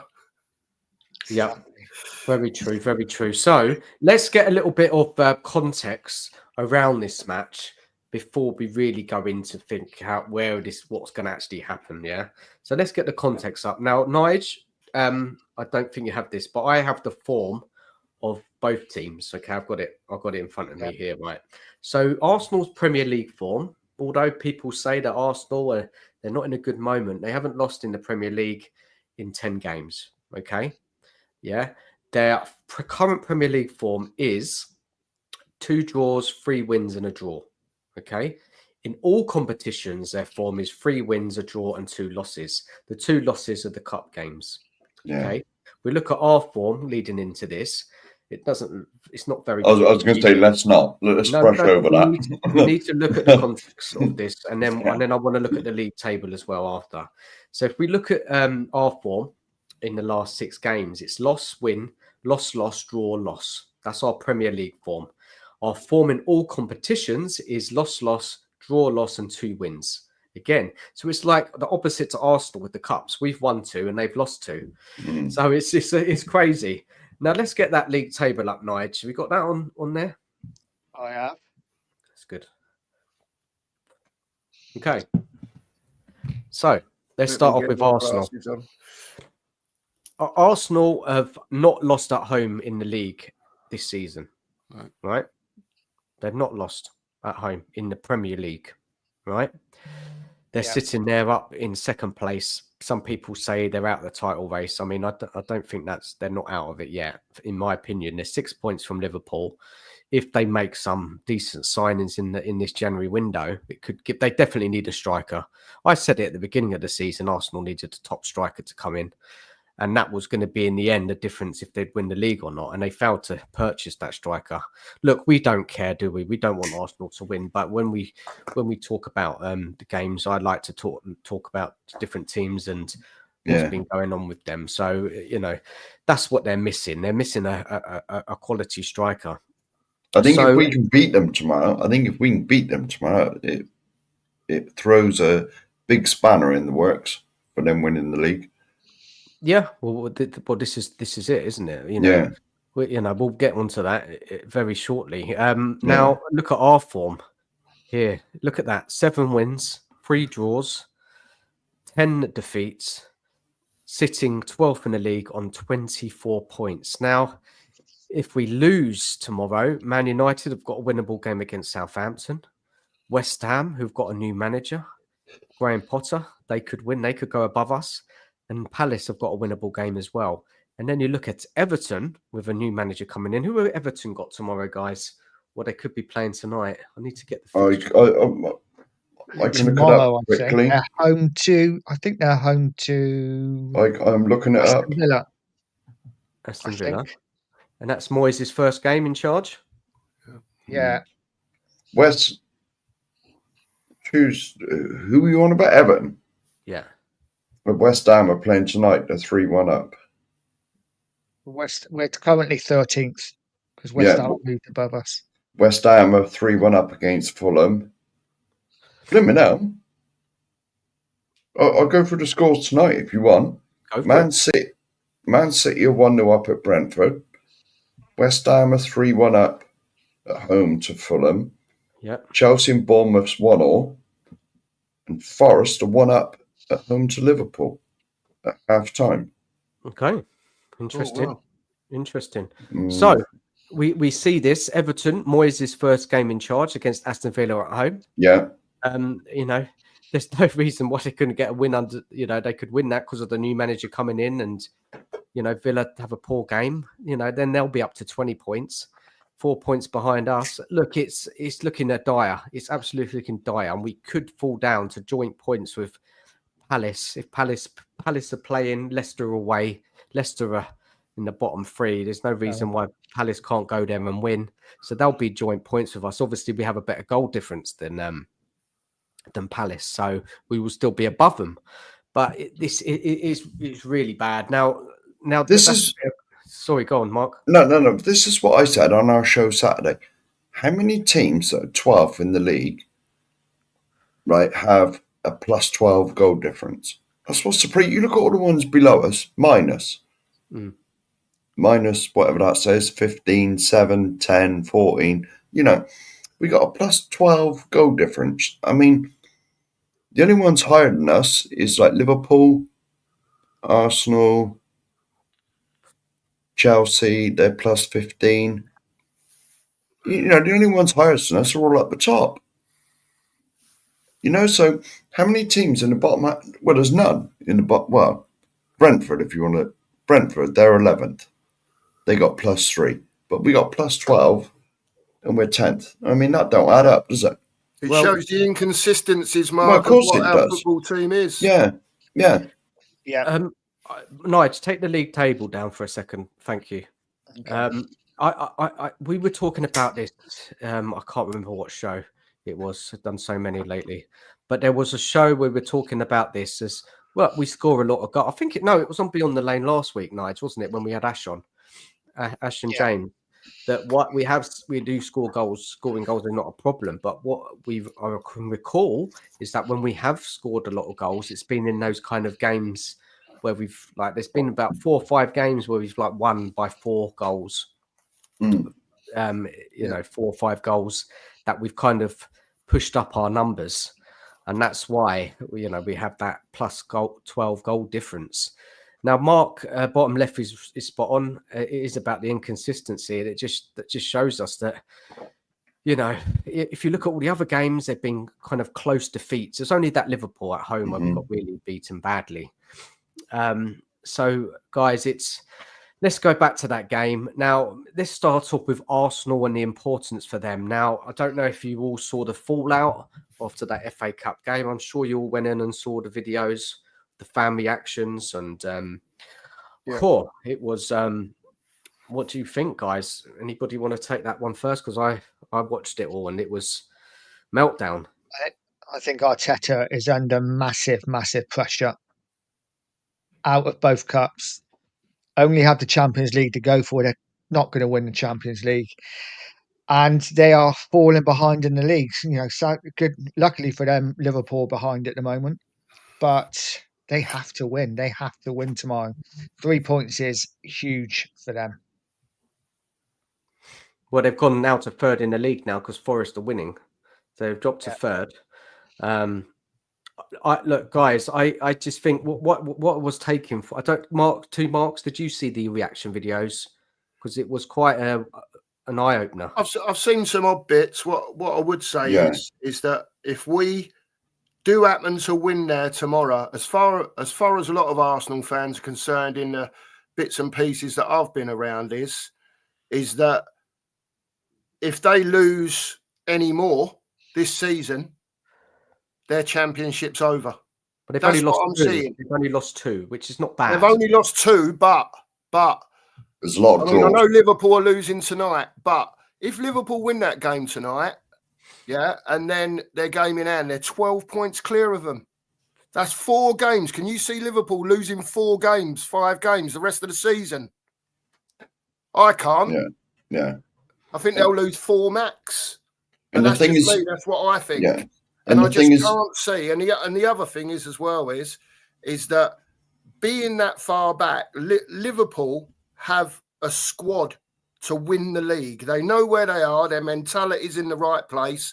They've got a new manager come in that hasn't really changed a lot from Klopp. He's let them get on with it with a few tweaks, and they're winning regularly, Dan. Yeah. And I just think it's going to be, if we beat them tomorrow, if we beat the Gooners tomorrow, I think it's, even if Liverpool lose tonight with their game in hand, I think it's a massive ask for Arsenal to go and win the league. A massive ask. The thing is with Arsenal, it's right saying they've only lost 2, but they've drawn a lot as well. I think they've got, was it 8 draws or something? They've 7, had 7, 8. Yeah. What I took from those videos, and I watched them all because they're all over the WhatsApp groups, and they're all over X, that they want the manager out. They've had enough. They're not happy with the recruitment in the summer. Quonky out. I heard them singing, and they are really, really angry at them right now, and they do not believe they'll win the league, even if they lose tomorrow, which. What I'm hearing is that they don't think much of us at all. They really don't. The Arsenal fans, they think we are rubbish, and they're not really worried at all. So if they think they're going to beat us tomorrow, any case. But I just get that feeling, and why I'm bringing up this subject is because it's I then look at our fan base and how so many of our fan base are accepting how bad we are this season. Accepting that rubbish transfer window, and they're not getting mad. They're not. They're reacting like, if you think Arsenal are having a bad season, look, they're third now, but they were second. I know they're out the cups, but they've been challenging for the title in the last 2 seasons, and their fans are getting on their case. But our fans are just happy just for us to be kind of floating nearer to that relegation zone. It's a kind of a mindset. This is what I'm trying to say. The fan base's mindset, they're different. I'm not so sure about that, Dan, because when I go into, and I do pop in, not to have conversation, but just to see what people are saying. I pop into different Arsenal chats, and there are a lot that want Arteta out, but there's still a lot that think he will get the job done. Okay. I know they've gone out to United the other night and they've had the usual meltdown, the world-class emergency meetings and all that sort of stuff on the YouTube. But they're still a very good team. They're a very good team, but I just think and as we all said last year, they need a centre forward. They never got it last year. We're in January now. They still haven't got it. So it's the same for them, really. Until that comes in and until that can change and until they can start putting the ball in the net a bit more as well, they're going to want him out eventually. He's had 5 years now. It's a bit different to Ange's. He's been here 15, 16 months, whatever it is, and we don't like it already. Yeah. You know, us lot. But he's been there 5 years. And apart from the FA Cup with Emery's team, he never got over the line anywhere, has he? No. So how long do you want? How long do you give him? Yeah, and he's spent a lot of money as well, hasn't he? 700 million. Yeah. Yeah. So I think you're right, Mark, that there is a section of the Arsenal fan base that's had enough, but probably there's a section which are probably more that are kind of quite happy with how it's going. Is that right, Mark? Is that what you said? I think you're spot on. And it's like us in YouTube. There's a section of us who want Ange out, but the bigger picture is that people are quite happy with Ange still, and they don't want to change the manager. Yeah. So it's I think the people that want to keep Ange is because they've seen us go down that road before. You know what I mean? That the constant swapping managers and we're always in turmoil, and there's always like, you know, basically it's been like that ever since. Because probably the only time, certainly in the last 7 or 8 years, I can honestly say that I think all Tottenham fans were together is when Pochettino was the manager. Everyone was on board. Everyone loved Poch. There was no like, oh, I hate Poch, I want him out. You know, everyone loved Pochettino. Because there was progression, Mark. Yeah. All right. There was still progression under Ange. There's no progression. Yeah. No. But there was still a section of the fans, quite rightly, that weren't happy with the board and the owner, quite rightly, I might add. But as a fan base, we were completely united behind the manager. Mm-hmm. That is the one time when Pochettino was the manager for 5 years. That's the one time, even though I didn't hardly go, I felt part of the club, you know, just by the things that Poch said. And, you know, but now, I'll be honest with you, I could go quite often if I wanted to. I can't be bothered. And that's the truth. There's tickets in the Facebook group. It's a lot of money as well, Mark, isn't it? It's ridiculous money, especially where I live. Well, I live near you, Nige, you know, and it's bloody expensive, isn't it? Yeah. Yeah. Travel up there. Yeah. Well, it's not just the 70, 80 quid you got to pay for the ticket. It's the getting there and getting home, feeding yourself, having a couple of beers, obviously. You know, that's most of it. I think Mark, the biggest thing is... You go, Mark, to the games. I don't know. No, I don't go. I haven't been 2006. Why is I live in Manchester now, so it's a bit of a trek for me. I lived in Enfield. What are you doing up in Manchester? I've been up here 20 years, mate. I lived in Enfield. I was born in Enfield, and I was in Enfield till I was 30. So I was a regular up until I left the area. And obviously, I've been a Spurs fan since I was born. I was born into it. So what are you doing in Manchester? Just work, pretty much. That's what brought me up here. Work brought me up here, and then I've met me missus and we've settled up here. So it is what it is.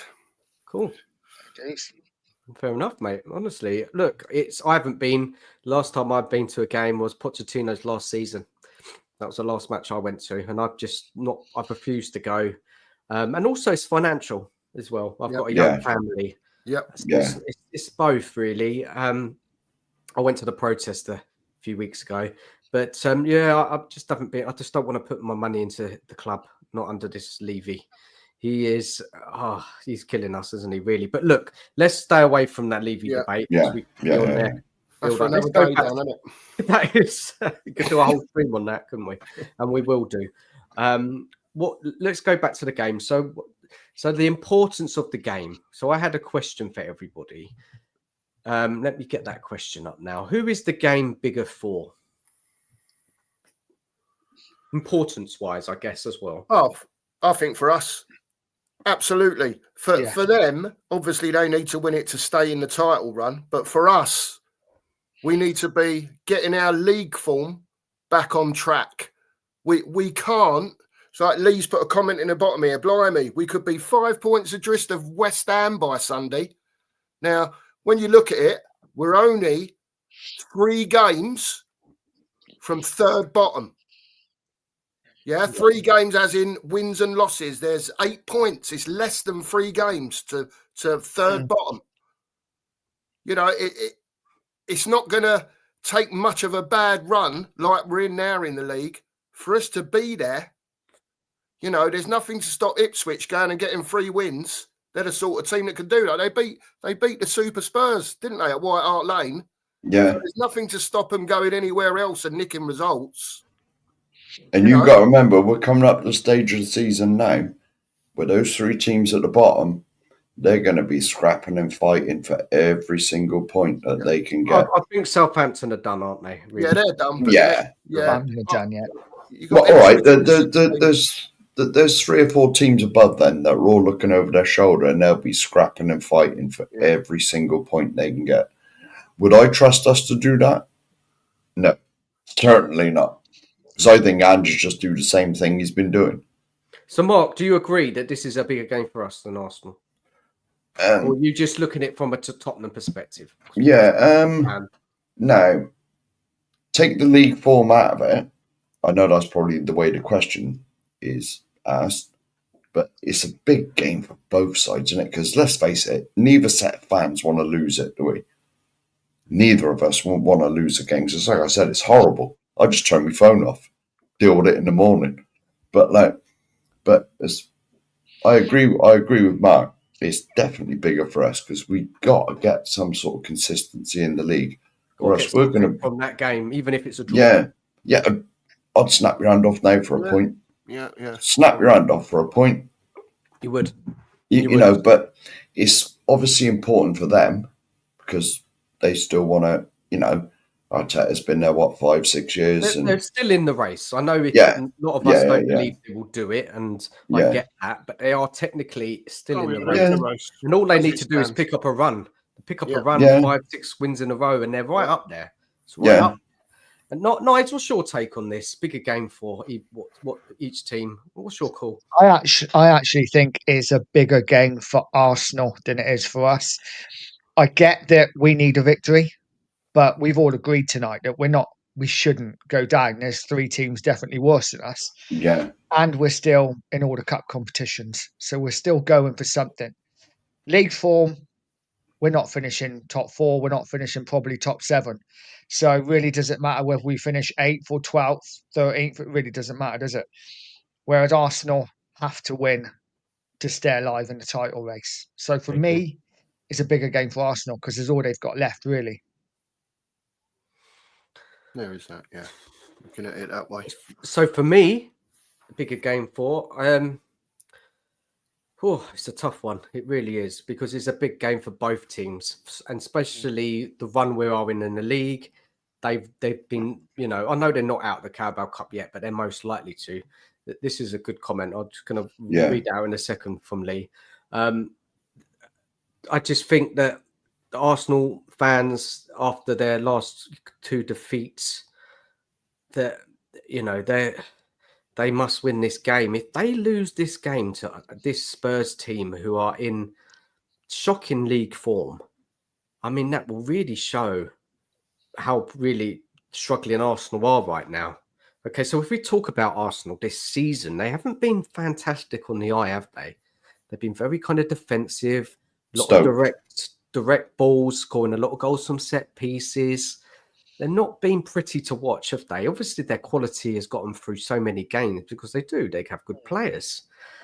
But if they lose this game, can you imagine the carnage? Well, all of us here will love it to start with. All of us here will love it to start with. And we'll be all on our phones messaging everyone we know.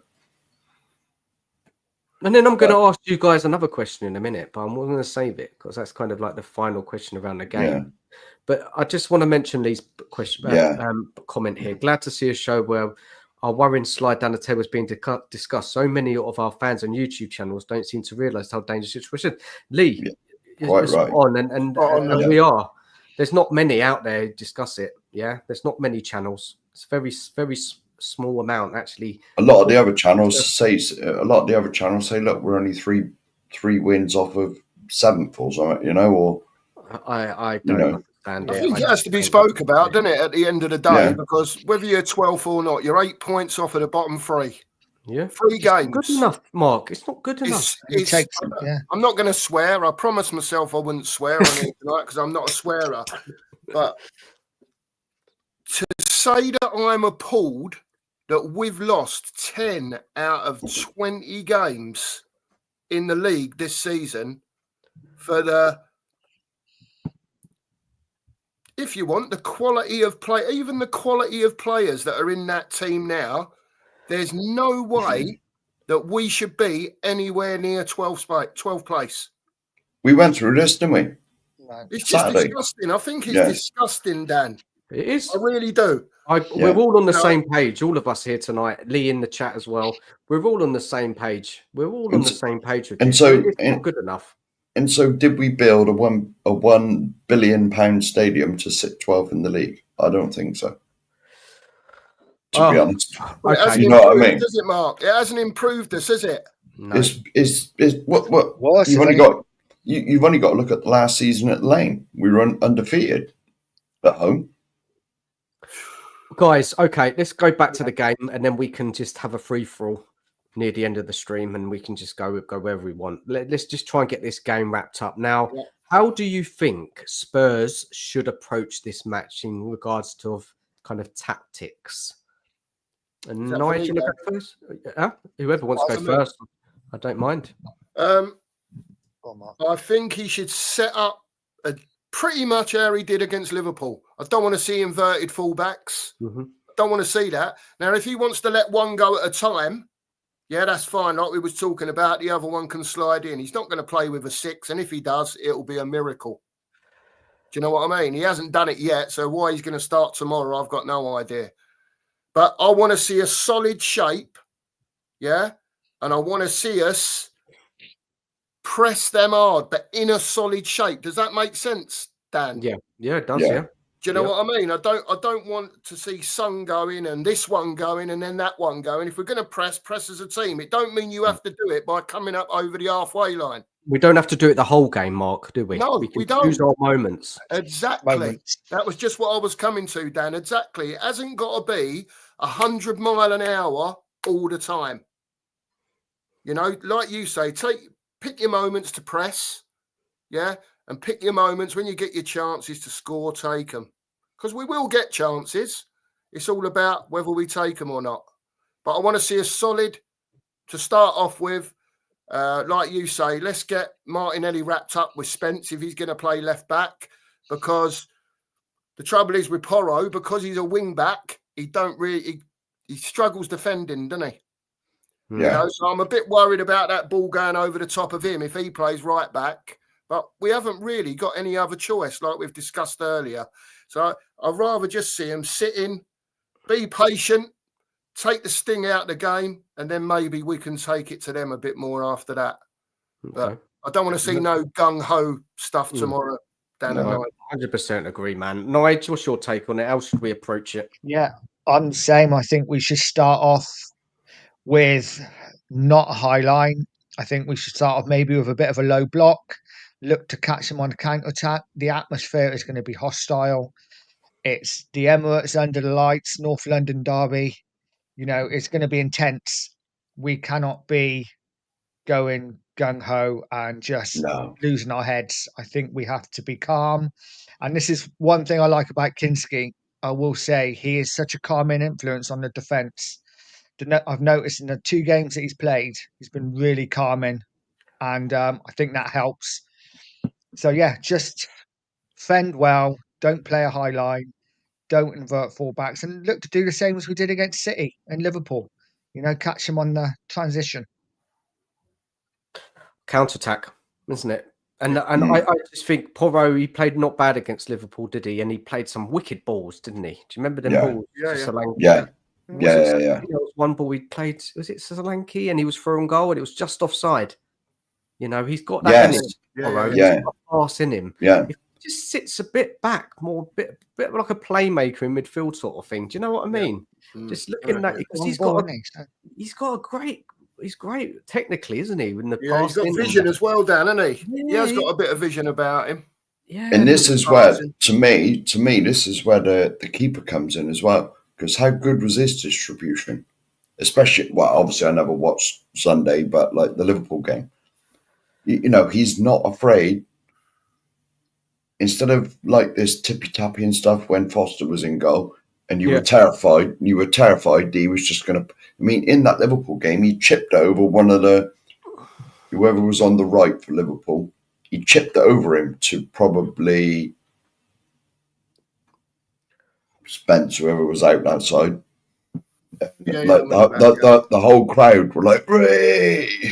You know, I mean, but if he's in any doubt, that Kinski, you hoof it up the field, and there was certainly one in the Liverpool game where he lobbed it straight onto Solanke, straight onto him, and so he's looking a good buy, isn't he? That keeper. he so definitely far? is. I mean, let's face it. When we were told that we'd signed him, all of us were going, "Who?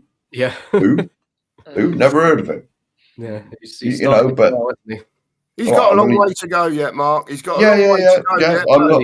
The signs are there that the kid's got a bit of confidence about him and he knows what he's up to. Do you know what I mean? That's the trouble with a lot of fans because he had one good get. Well, all right, I don't know how he'd done Sunday, but because he had one good game against Liverpool, suddenly he's Gordon Banks.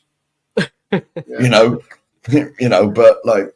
but from what I've seen of him, he's been assured with his feet. He's just been a good keeper. You know, seeing what he's like when he lets in a clanger, isn't it? Seeing how he reacts to a mistake. Yeah. Because after Forrester made them 2 errors, we ain't seen him, have we? He's gone. No. Disappeared since those 2 errors against Man United in the Cup. Now, let me just throw something else in there in the mix while we're discussing this game. Our record at the Emirates, we've played there 22 times.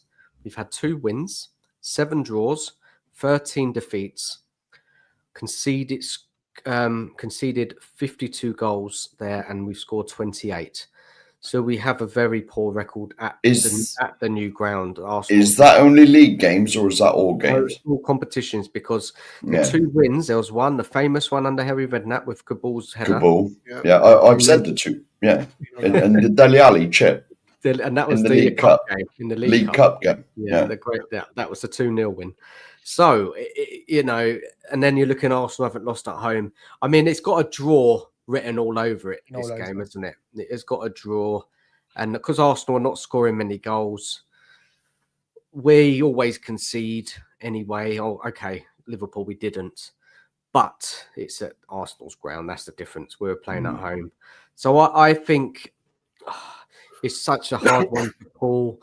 It really depends on Ange and if he sets the team up right. Plays if we set it up right, playing a counter attack, and our players, they've got to be on it tomorrow, guys. Let's talk about our passion for this fixture. Yeah, because I know we're not, you know, we don't like Ange. We're not happy with how the season's going. But when that ball starts tomorrow, yeah, we will be behind our team. And this is the biggest game, isn't it? You know, this is one of the biggest games of this season. Right? We've got to, our players have got to be 120% committed to this game. And I want them to go the extra mile to get us something tomorrow. Win. Yeah. I don't care. Find a way. You know, we need Son to show up. We need Kulusevski to turn up. Madison. Solanke. Everyone to turn up, Dan. Everybody. But I'm talking about our starish players. You know, we haven't got any world class players, but our good players. Kulusevski on his day, we've seen him do it against the top teams. Son, you know, Solanke's got not a bad record of scoring against the top 6 teams this season. You know, Madison we've seen do it against top teams.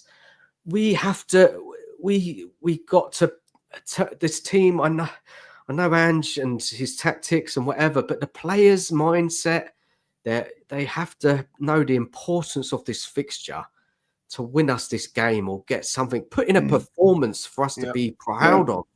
And then you go and tell you about how you feel about it tomorrow, this game. Well, you, Dan, you, Nige, and the two marks down the bottom, we all know when them fixtures come out in August, and they all come out now, isn't it? You know, the whole season's laid out in front of you. The first ones we look for, when have we got them? When have we got them? You know, home and away. What dates is it? You know, half the time it gets swapped anyway because we never kick off against Arsenal 3 o'clock on a Saturday, do we? It's always early Sunday normally.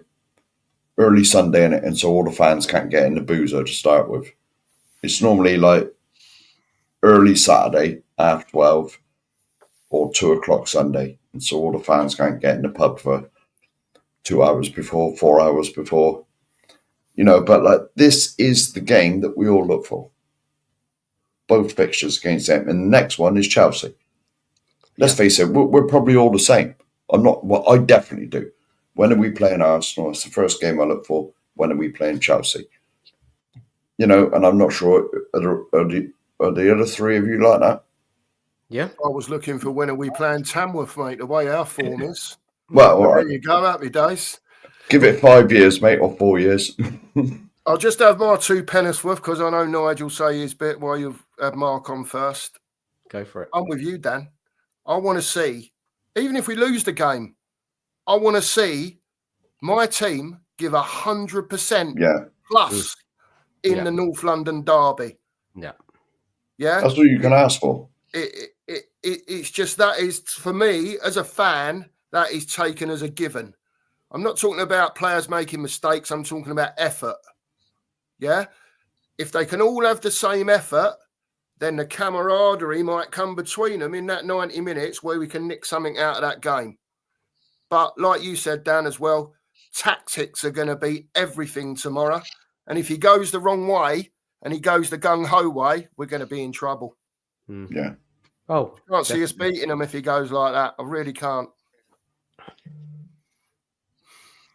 Yeah, no, I'm exactly the same. For me, it's unforgivable, full stop, when your team doesn't put effort in. You know, we've all watched games this season and you think, you know, we've lost and they've come off the pitch and you're like, you didn't put the effort in. But you kind of forget about it because it's against a Crystal Palace but it's unforgivable not to put 100% in against Arsenal. Nothing more than you leave everything on that pitch, regardless of the result.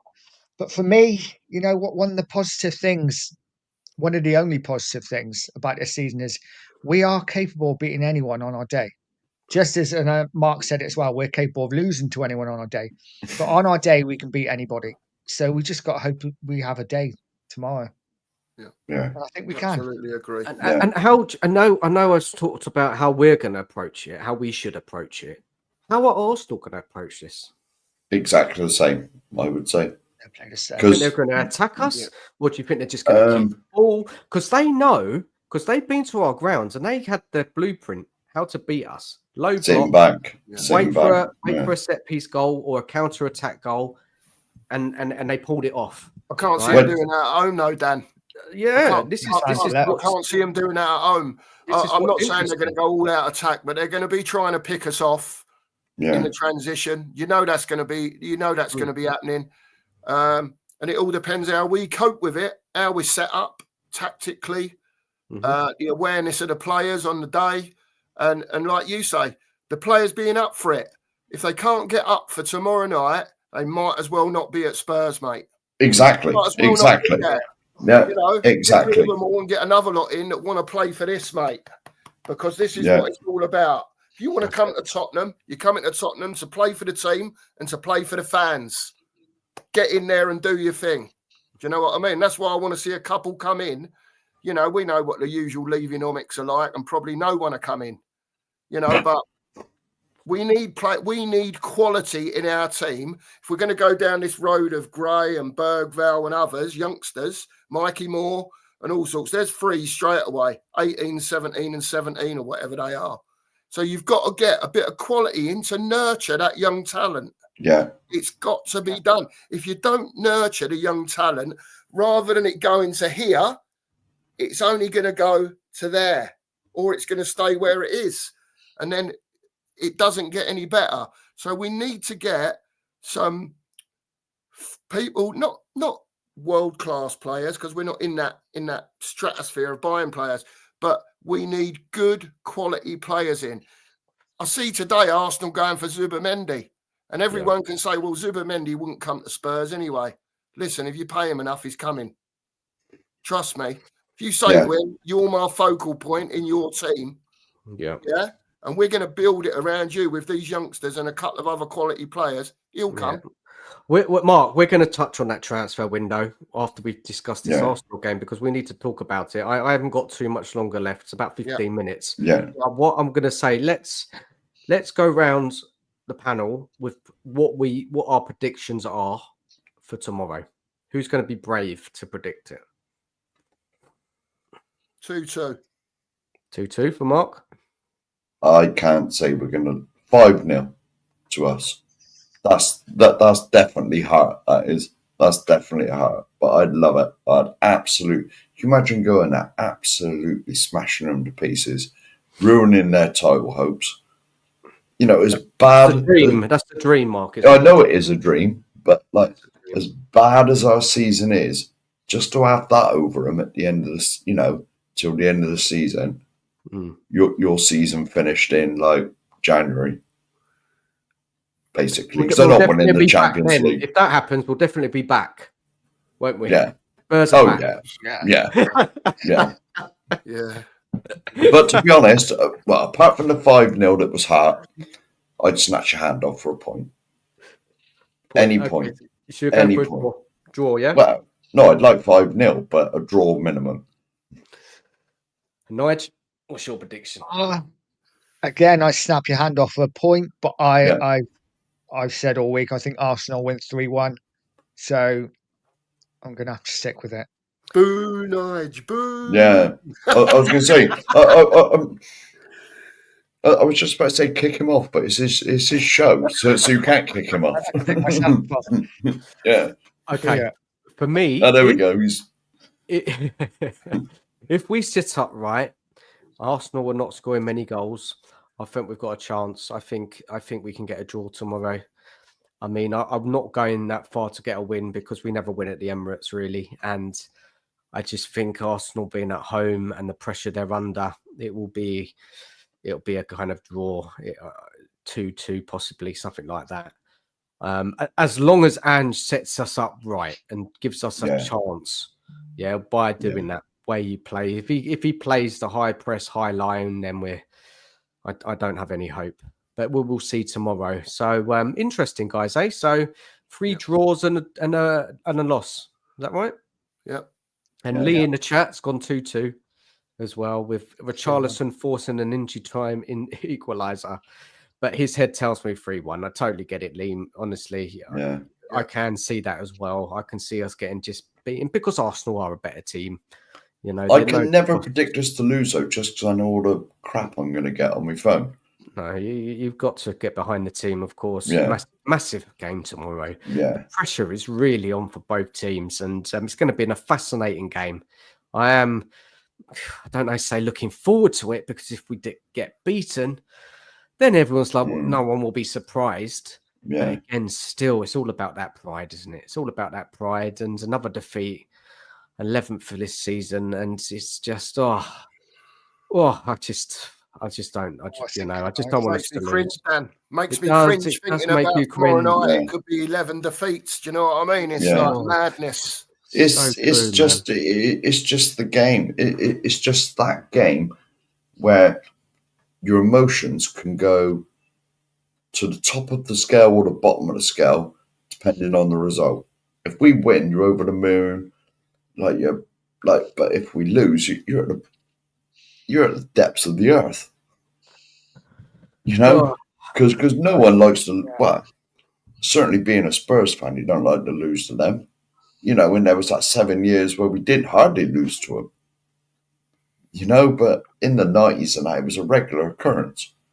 Even though a lot of them were draws, mind, even when Arsenal were far superior to us. I think a lot of it depends on what the team do tomorrow. If they go out there and get pumped 5-0 and it don't look like they're putting anything in, then people might start a turn the other way on the Ange out bit. But yeah, I just can't see that happening because it's a North London derby. I think the midfields are going to be battling each other, and it all depends again how he sets up. If you don't set up properly, we'll get pumped. I just think that I just can't any other result than an Arsenal win. I was just going to say, if you're a Spurs player and you do not know what it means, what this game means, you do not know how important it is and what it means to the fans, get out of the club. Get out of the club now. Mm. You know, and the Chelsea game, what that means to the fans as well. You know, and if you can't give 100% in this game when you're taking money out of the club that we all love, then get out. Get out, you know. I mean, if we do get like gubbed tomorrow, and you can see that they're not, you know, they only put in 50% effort, I don't want any of them to play again. Just sell a bloody lot of them, because that's the one requisite when you sign for Tottenham. You know that the big game is that lot. I'm not saying you should hate them. Yes, I am actually. You know the one requisite when you sign for Tottenham is you hate Arsenal. And that's the end of it, you know? Right, let's wrap that up because I'm running out of time. But let's just touch on that transfer window and then we'll touch on the Everton game at the weekend. Now, for me, this transfer window is... I don't know about what you guys, if you go on X or how you look at the transfers. Guys, how do you monitor transfers and talking about transfers, guys? I've just got a thing on Google, Dan. I just go on there. I've clicked on lots of different things, and a lot of them are ITK, so I don't take too much notice of it. We obviously get bits and pieces in the WhatsApp groups and that from X. I'm not on X. No. So it's all just here. So look, my view is on our transfer windows, and it doesn't matter whether it's this one, any other transfer windows, until this is on their back, right? And they're holding it, up for their pictures. I'll believe it when I see it. That's like me now, Mark. I'm like that now. And I've been like that for years, Dan. I've been like it for years. You know, I don't expect anything from Tottenham in the transfer window. So when something nice does happen, like last season, beginning of last year, Mickey van der Ven coming. Well, I've been following Mickey van der Ven before he come to us. When the first rumours were about, I followed him at Wolfsburg and I wanted him. As soon as I was in, and I was all banging on about Tapsoba, but I wanted him because I could see the kid could play football, even though he was a centre-back. Yeah. You know, and then the pace bit, that's just a bonus on top, you know. But I wanted him. We got him, and I was really pleased. But it's one of the few that come along, and you think, yeah, this kid could do all right for us. You know what I mean?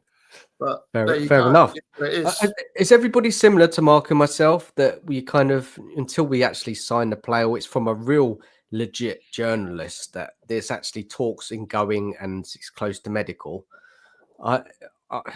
You two the same, Mark and Nigel? I'll be honest. I don't even believe that, because I've said on a few shows now, if you chuck enough shit about, some of it will stick to the wall. And it's the bits that stick to the wall that you live on then.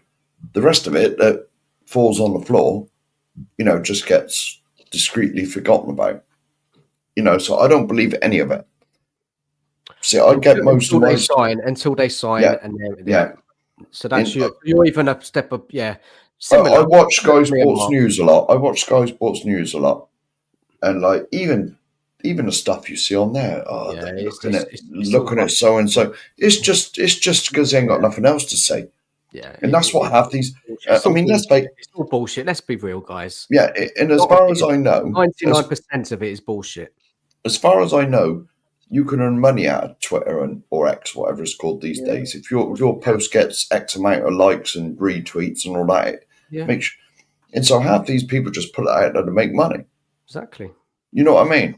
Yeah, whether it's true, agree. not, or just made up. So I don't believe nothing until it's on Sky Sports News and Player X is holding the shirt like that in Hotspur Way. Yeah. Holding the shirt. Agree. A fee's been agreed, and then they're going for a medical. I don't even believe that, to be honest. Until I see him with the picture at Hotspur Way with the shirt. Well, because usually when Fabrizio Romano says something, it's kind of like, okay, something might be happening here. yeah, but That's even then, usually it's when not I a start million believing. percent, is it? It's not, no, but No. is more likely. Yeah. That's when I start believing it. So have you got any? I know you want to finish up, Dan, but just a quick question to everyone. We've all heard the Kolo Mani rumours and all that sort of stuff. Well, Kvaratskhelia, or whatever his name is, he's just signed for PSG in his place. Yeah. 70 million they've paid for him, right? So Mawani, from what I can see, he's done at PSG. Juventus can't afford him. I thought we're Juventus haggling accepted him. over obligation or option. I've heard it. I've heard today that he's on his way to Juventus, or is that rubbish? And then I heard that they couldn't afford him. Yeah, So, Sky Sports. This is what I mean. It's Sky Sports News said something about that. It's something to do with the whatever rules that it is now these days. There was something I saw before I jumped on the show that he was agreed to go Juventus. But then again, this is all that bullshit, isn't it? Yeah, exactly. It's only ITK's putting it out there, isn't it? That's only to get clicks and likes, mine. Isn't it? That's all they do. I thought Spurs and Juventus have had bids accepted for him, but Juventus are going to pay 70% of his wages. Spurs are going to pay 100%. So it's up to Mawani wherever he wants to go, which is, I think, is more likely probably going to be Juventus. But yeah, I don't know. Is he the type of player that we need, though, Nige? He's okay. He's not great. Honestly, it's not what we need, and he's going to be hit and miss. It's going to be very hit and miss. He's got some attributes. He's a hard worker. He can play across the whole front line, but he's a bit like Richarlison, isn't he? Really, his goals and assists are not good. He's had one good season in 5 years. I think that was at Frankfurt, and then he made the move, and he's just it's not what we need. So even if we do get him, it's nothing to get carried away with. He's better than Werner, of course. Yeah. Of course, he's better than Werner. Well, I'm better than Werner. And Johnson, he'll offer some more than Johnson. But it's just, again, trying to get a deal, isn't it? Loan and not really being serious. Why can't we just get in there and pay the money for it? If they want them, it's not like we haven't got the money. Who's going to PSG is the sort of player that we need, but we never. Oh, he'd been perfect for Tottenham. We would never get him because we're out of that league at the moment. I'm not being funny, but isn't this why we built the £1 billion stadium? It was announced when it was being built. This will take us to the next level. It'll give us the ability to compete with the top teams and the wages and all that. The first thing we done, well, not the first thing, but one of the things we done last year is lower the bloody wage bill by God knows what. Yeah. Get rid of all the top earners and bring in a load of kids that are on like peanuts. Yeah. Guys, I think I've got to wrap up now. And sorry, Nigel, unless you want to continue, you're more welcome. We'll wrap it up now altogether. I think if I get a chance before the weekend, I might do a sneaky stream, depending on things. Probably unlikely, but I might do. But yeah, the Everton game, I mean, we haven't got time really to discuss it, but I just want to say thank you to the two Marks for jumping on the show today. We've had a great chat, haven't we? I've thoroughly enjoyed it. And what have I done that for? I put a link in the chat, and no one can click on it anyway. But guys, please, if you're watching, if anyone watches this back after it's been played, please go and subscribe to the Two Marks show. Subscribe to Nige as well, and myself. Be much appreciated. Thank you all for watching. I've had a cracking show, to be honest. We've really got stuck in. Fantastic. Thanks for having us. Appreciate it. Appreciate it. Really good, and we'll do it again. All of us again. You know, us four. We'll be doing it throughout the season because we say it how it is. We talk it real. We don't mess about here. You know, and that's what I like. I like doing shows with people who, you know, they don't want to hide. They want to say it how it is. And both you two, Marks, and obviously myself and Nigel, we're all on the same page, and we want the best for our club. And at the moment, it's not good enough. It is not good enough.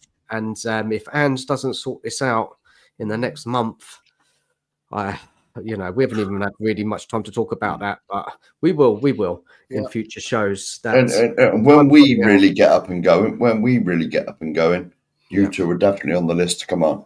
Definitely, we'll be. We've only done one show so far, so there's loads of time. There's loads of matches. Yeah. You know, when you need us, give us a shout, and if of course if we're available, we'll be there. So definitely, we're not even sure, like how many shows we're doing. Yeah, I mean, it's just like relax with it, man. Just relax, enjoy yourselves. Yeah, don't put too much pressure on yourself. No, we are on Thursday night, 8:00. Yeah, for a North London derby wrap up. The two Marks versus Arsenal. There you go. Thursday night, 8 p.m. Are you doing any guests or just you two again? There could be guests on. We haven't got that far yet. We're going to see what happens. If you two are volunteering, that's the guest sorted. You can always volunteer. Come on. I'm working Thursday, but if the window arises, I'll pop you a message. But guys, good luck to you two. Yeah, really hope your channel grows. Guys. Thank you both for having us on. You're great. You're great guys, and I'll really just keep going, man. Consistency is the key. What people keep telling us, Nigel, isn't it? Consistency. Just get that regular slot in the diary every week. You know, whatever works out for you both, and just keep it going. Get the guests on, and just have some great Tottenham talk. Yeah, that's it, mate. Thank you very much, Dan. Yeah, thank you. Nice. Thank you. Ending points you want to make? Anything going on with you coming up this week? Your channel? Myself, might do a show with Charlie when I can prize him away from uni. But other than that, no, I'll be mostly watching, putting shorts out, and going from there. Big up to Lee in the chat. He's been in the show. Big up, Lee. Yeah, big up, Lee. Man, thank you for watching, man, and we'll see what happens tomorrow. Yeah. Good night, guys. Good night, everyone. Good night.